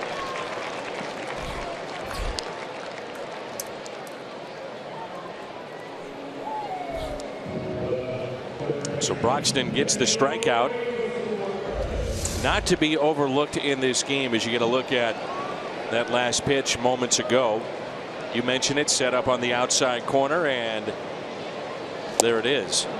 Never was a strike, but it looked like it was going to be, and then a little wrinkle at the end, off the plate, and you get a swing and miss. But not to be overlooked in this game, the pitching of Dean Kekeffer and what he did. Good point. Kekeffer came in, he struck out Votto, intentional walk of Phillips, and then got Jay Bruce with 2 runners on to fly out to shallow right. That time it was 6-1. Cardinals come back with 3 runs in the top of the 8th, and it made this a ball game. Now you look at the 2 runs they scored in the 7th inning off of Mike Leake. Difference in this game. 0-2 pitch. Remember, Leake had retired 10 in a row before running in trouble with the Billy Hamilton home run. And then Cabrera got a double off the right field wall, and Cozart drove him in with a single.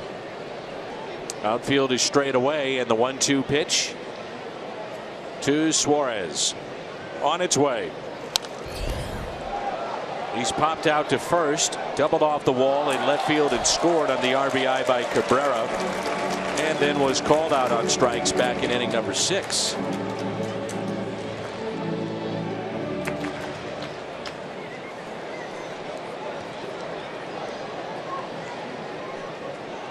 And a nice play made by a fan just to the right of us. Barehanded.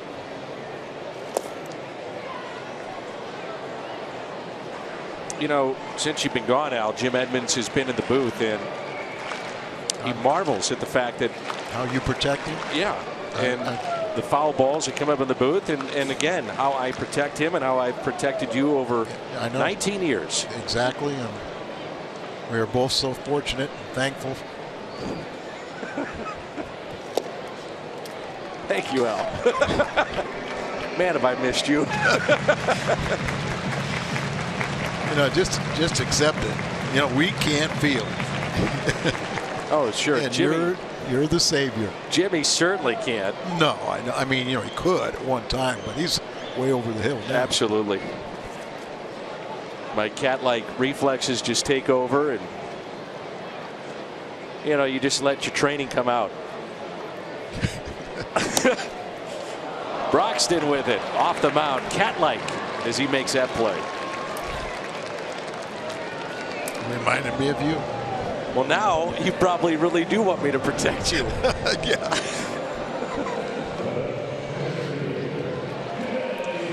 So 2 outs, nobody on, and it brings in Billy Hamilton, who homered back in the 7th and singled in the 2nd, and also grounded out.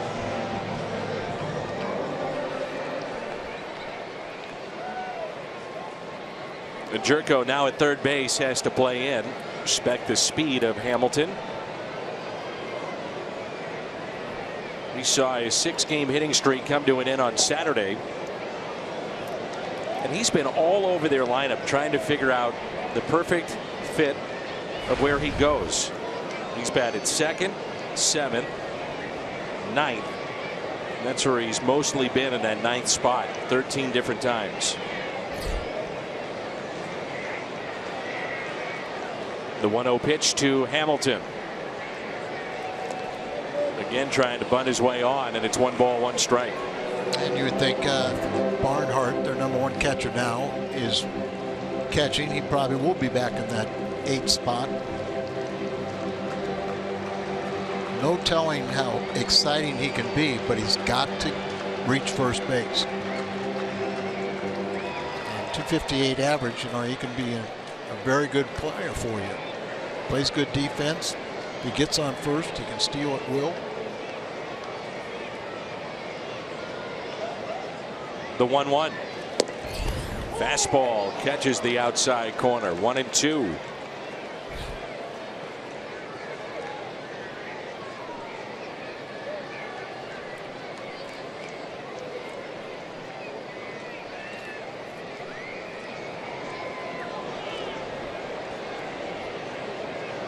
Let's see if Broxton can't put him away. The 1-2.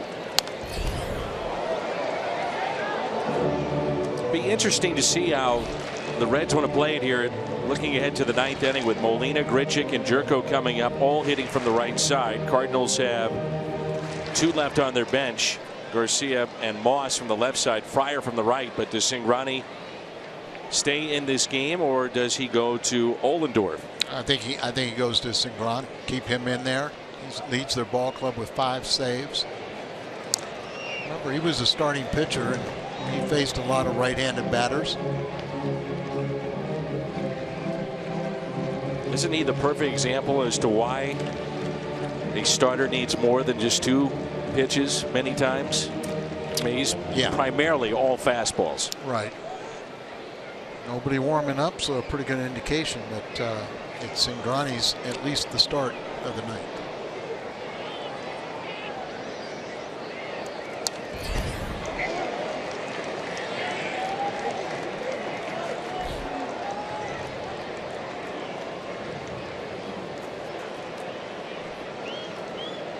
Like I said, you know, the Reds are looking down the line when they bring up their top 2 pitching prospects, Stevenson and Reed. They'll go into the rotation, and then two starters will go into that bullpen, and they think that's going to help too. That's a ways away. The 1-2 pitch again. 2-2.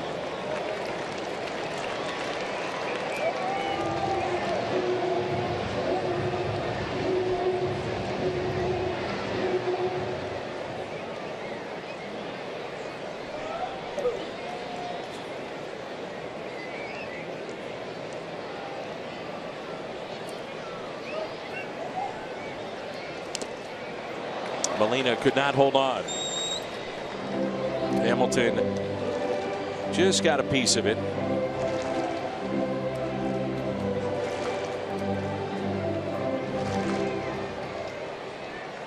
Eight pitches so far in this at bat. 2-2 pitch. You don't have the luxury, but you'd wonder if you'd want to throw a fastball to top up around his eyes and see if you get him to chase.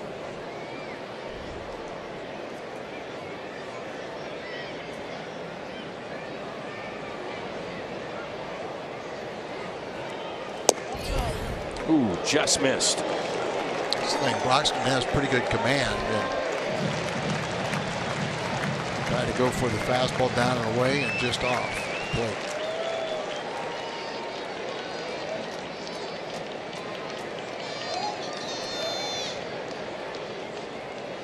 Three-two pitch to Billy Hamilton.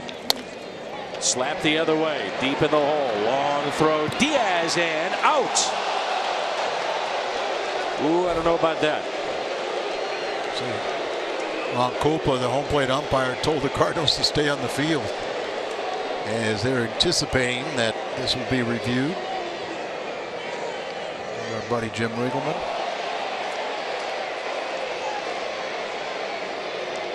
To the naked eye, it sure looked like he beat it out. Agreed. He is trying to do everything he could to try and get it quickly and get it over there, but he got world-class speed going down the line.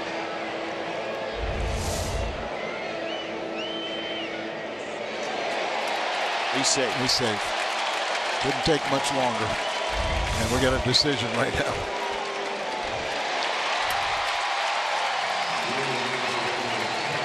Infield hit for Billy Hamilton, who has stolen 13 this year. He's been caught 3 times. And against Yadier Molina, he has stolen 10 in 11 tries. Right. Now, a lot of times that'll be off the pitcher, or the pitcher doesn't help. And a guy as big as Broxton is usually slow to the plate. So it'll be a tough assignment for Yadi here tonight.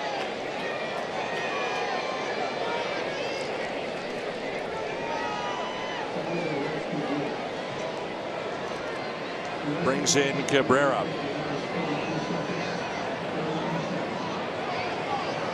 Hamilton not running. You know, speed can do so many things, and just watching Broxton make that pitch, you can see he's trying to be quick to the plate, all of a sudden you elevate some of those pitches because of the quickness of Hamilton.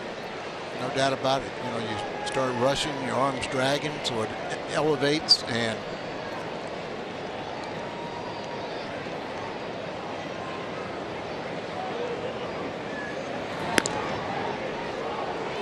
it's a situation too that if you're the pitcher like Broxton, you got 2 outs.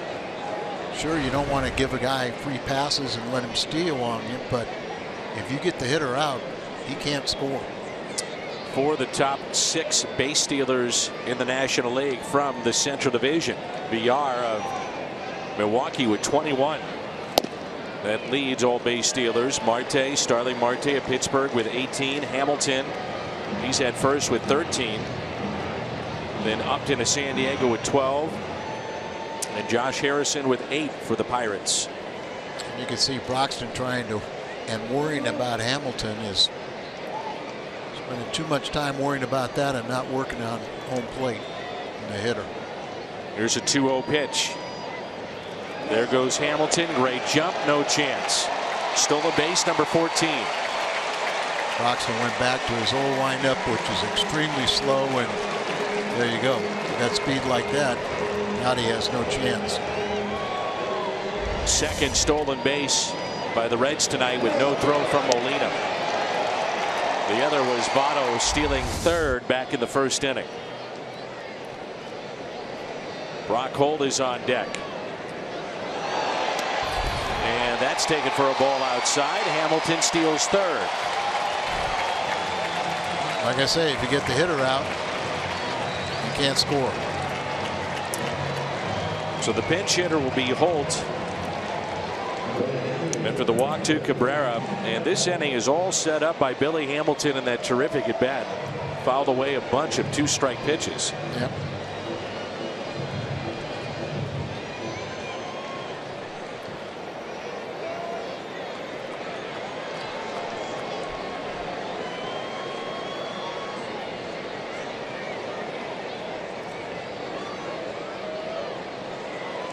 First pitch to Holt as he shows bunt, taken for a strike.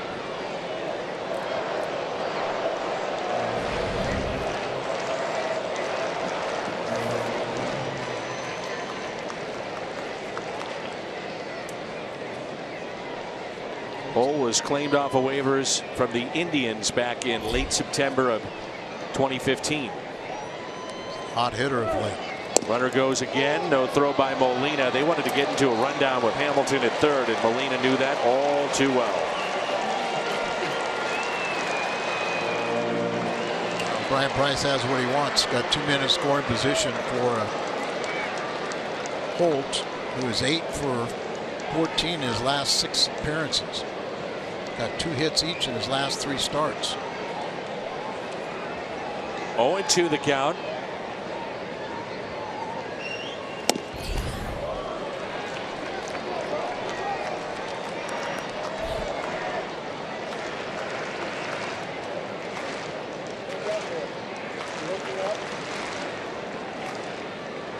This year 3 for 14 as a pinch hitter.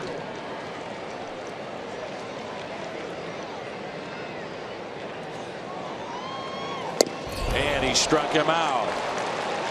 95-mile-an-hour fastball. 6-4 as we head to the 9th.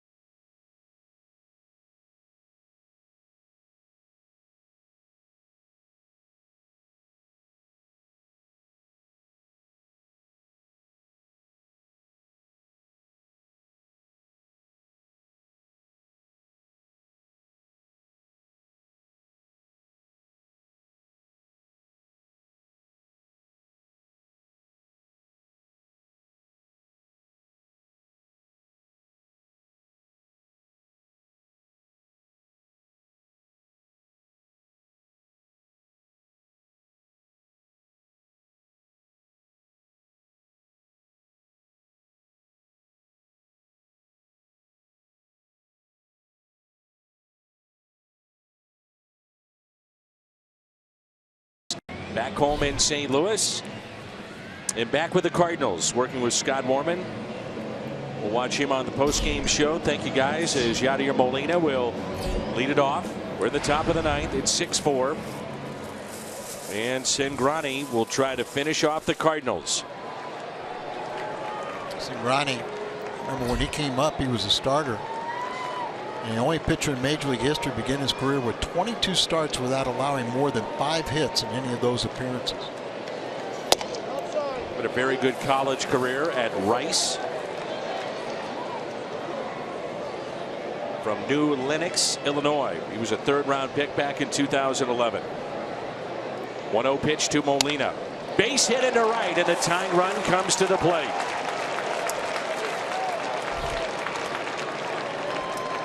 Molina on for the first time tonight.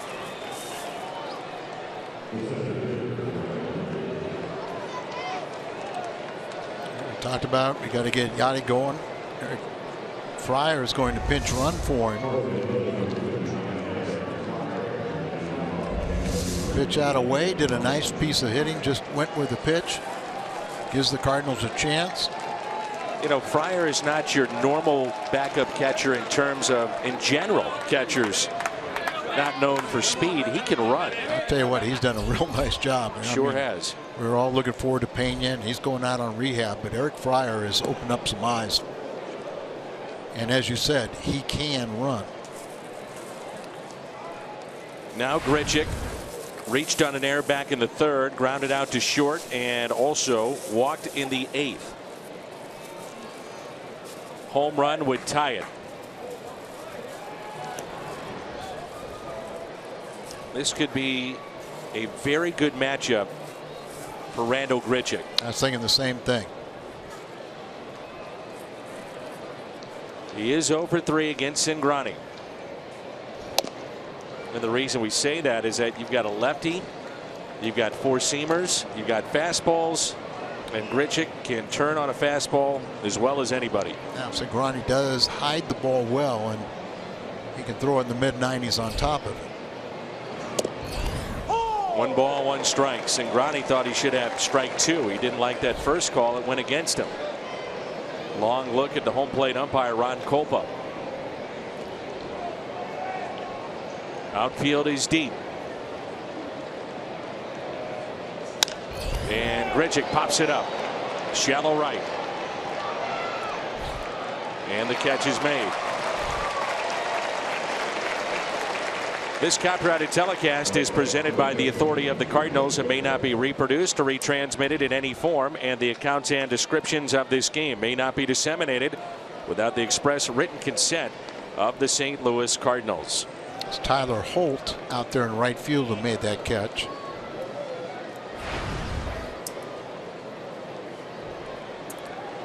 Here's Jedd Gyorko.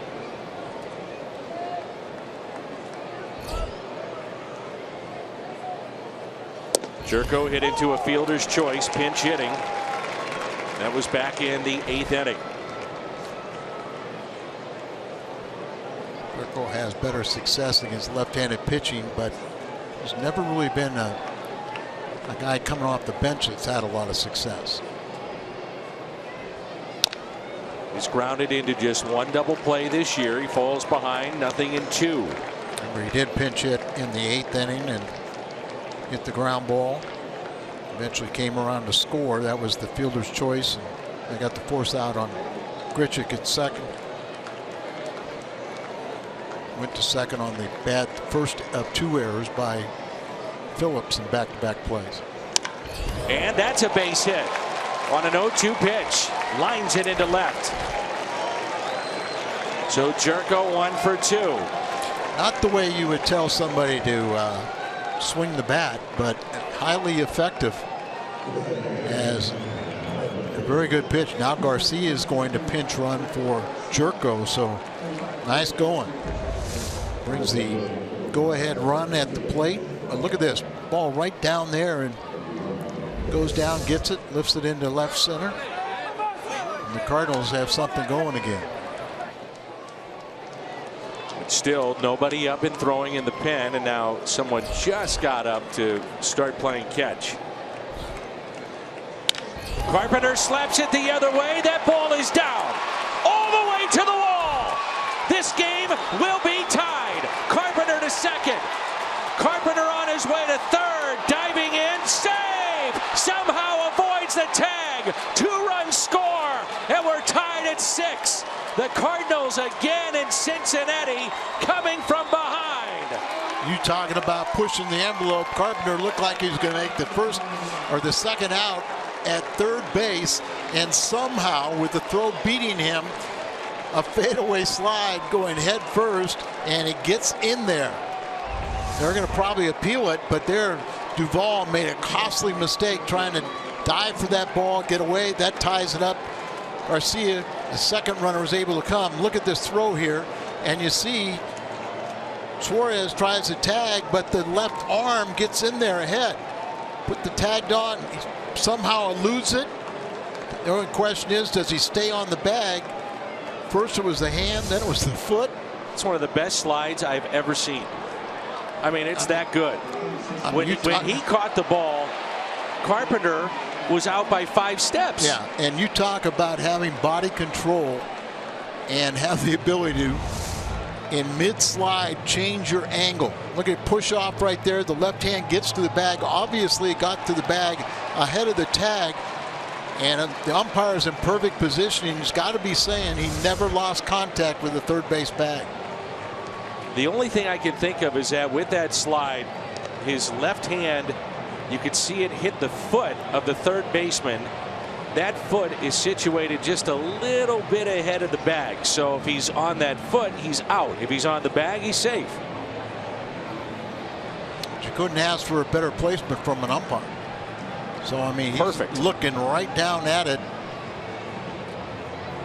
And to me, this is one of those plays that it's so close, it does not get overturned. Or put the glove down, ready to make the tag, and waiting for him to slide into the tag, and he averts it by altering his motion, pulls his right hand back, the left hand touches the bag, but you see his knee, or his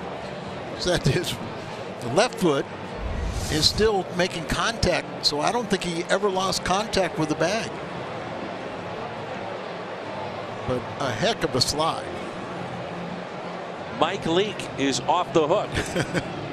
The Cardinals with 1 out and potentially the go-ahead run at third base with only 1 out and Diaz coming up. I would think this would be a good matchup with Diaz, with Cingrani out there. They have Ohlendorf getting loose now, and you would think that he would come in to face a right-hander. I was surprised they didn't have him up before. Cingrani would face a lefty and then bring in Ohlendorf. Oh, they're going to call him out.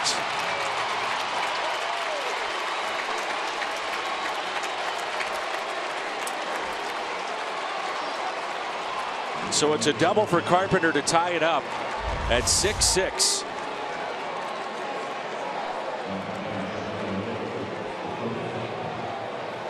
Safe, but does he lose contact? I don't think it's him losing contact, Al. I think it's his foot that is blocking the hand on the tag. As Diaz pops it up on the infield, and the catch is made by Phillips. It's another one of those nights in Cincinnati. The Cardinals have come back in dramatic fashion.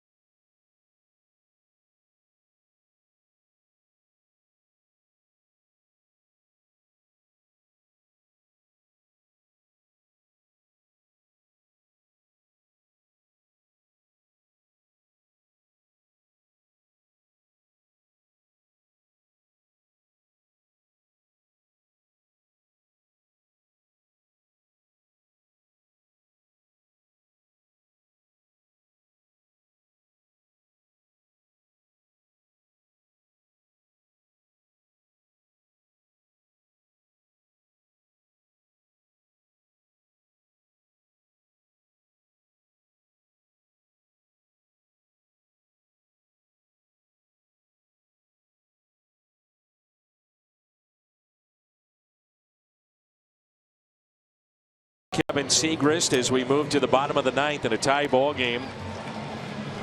Cardinals are out of position players with the exception of Brandon Moss.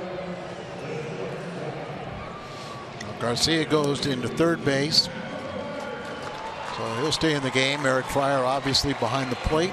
Siegrist, the Cardinals' good luck charm with a 4-0 record. See if he can't pick up a win, his fifth, and hopefully a big team win. Get started on this road trip in the right way. Top of the lineup, Cozart, Votto, Phillips, 6-6 here in the bottom of the ninth.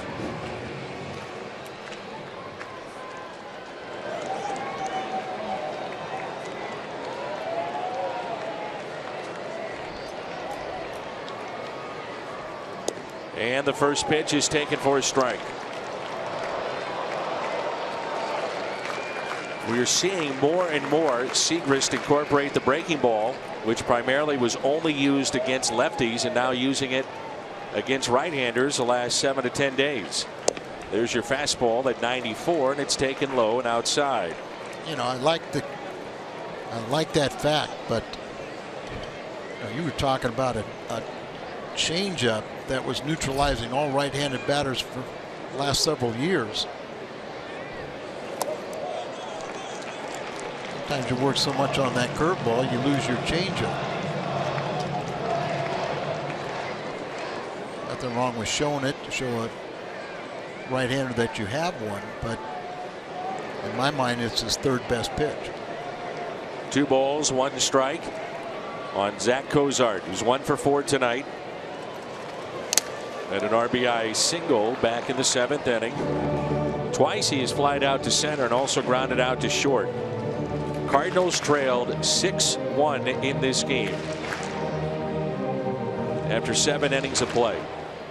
They've come back with 3 in the 8th, 2 more in the top of the 9th.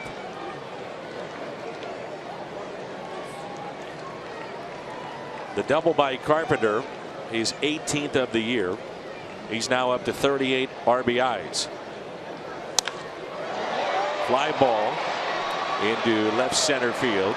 Who wants it? It's Holiday.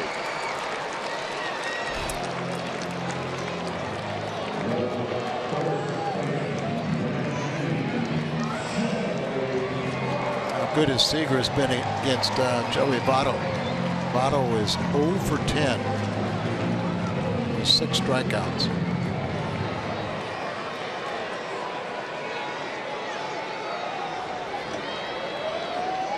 Well, we said it, the Cardinals would have a chance to get back in this game because of the bullpen of the Reds. Not to dwell on the point, however, the numbers bear it out. Historically bad to start this year. But you got to close it out. You know, you got to give them their 16th loss from the bullpen. Votto has struck out twice. He has flied to left and also doubled to left center.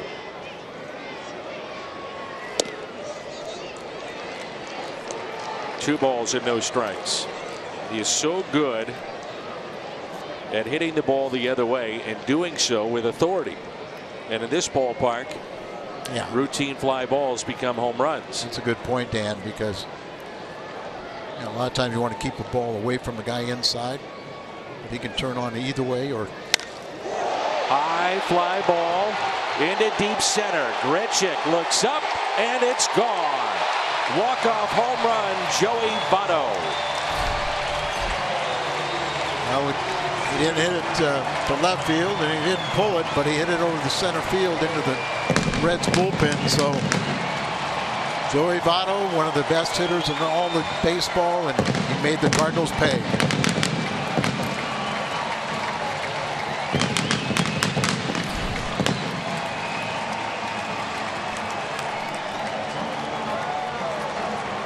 Fifth career walk-off home run for our Budweiser player of the game, Joey Votto. And a tough one for the Cardinals in front of 24,182. Cardinals battle back. The score of 6-1. They tie it up 6-6 in the bottom of the top of the ninth, and Votto wins it in the bottom of the ninth. Fastball comes off the bat at 107 miles per hour. Votto knew it, and it was gone. Cardinals were hoping that Grichuk could bring him back in, all of Jim Edmonds, but not this one. So with that, it is on to the post-game show. Rick Ankiel and Scott Warman standing by at Fox Sports Midwest Live at Ballpark Village. Tough one for the Cardinals. They lose this with a walk-off home run in the bottom of the ninth. 7-6 our final.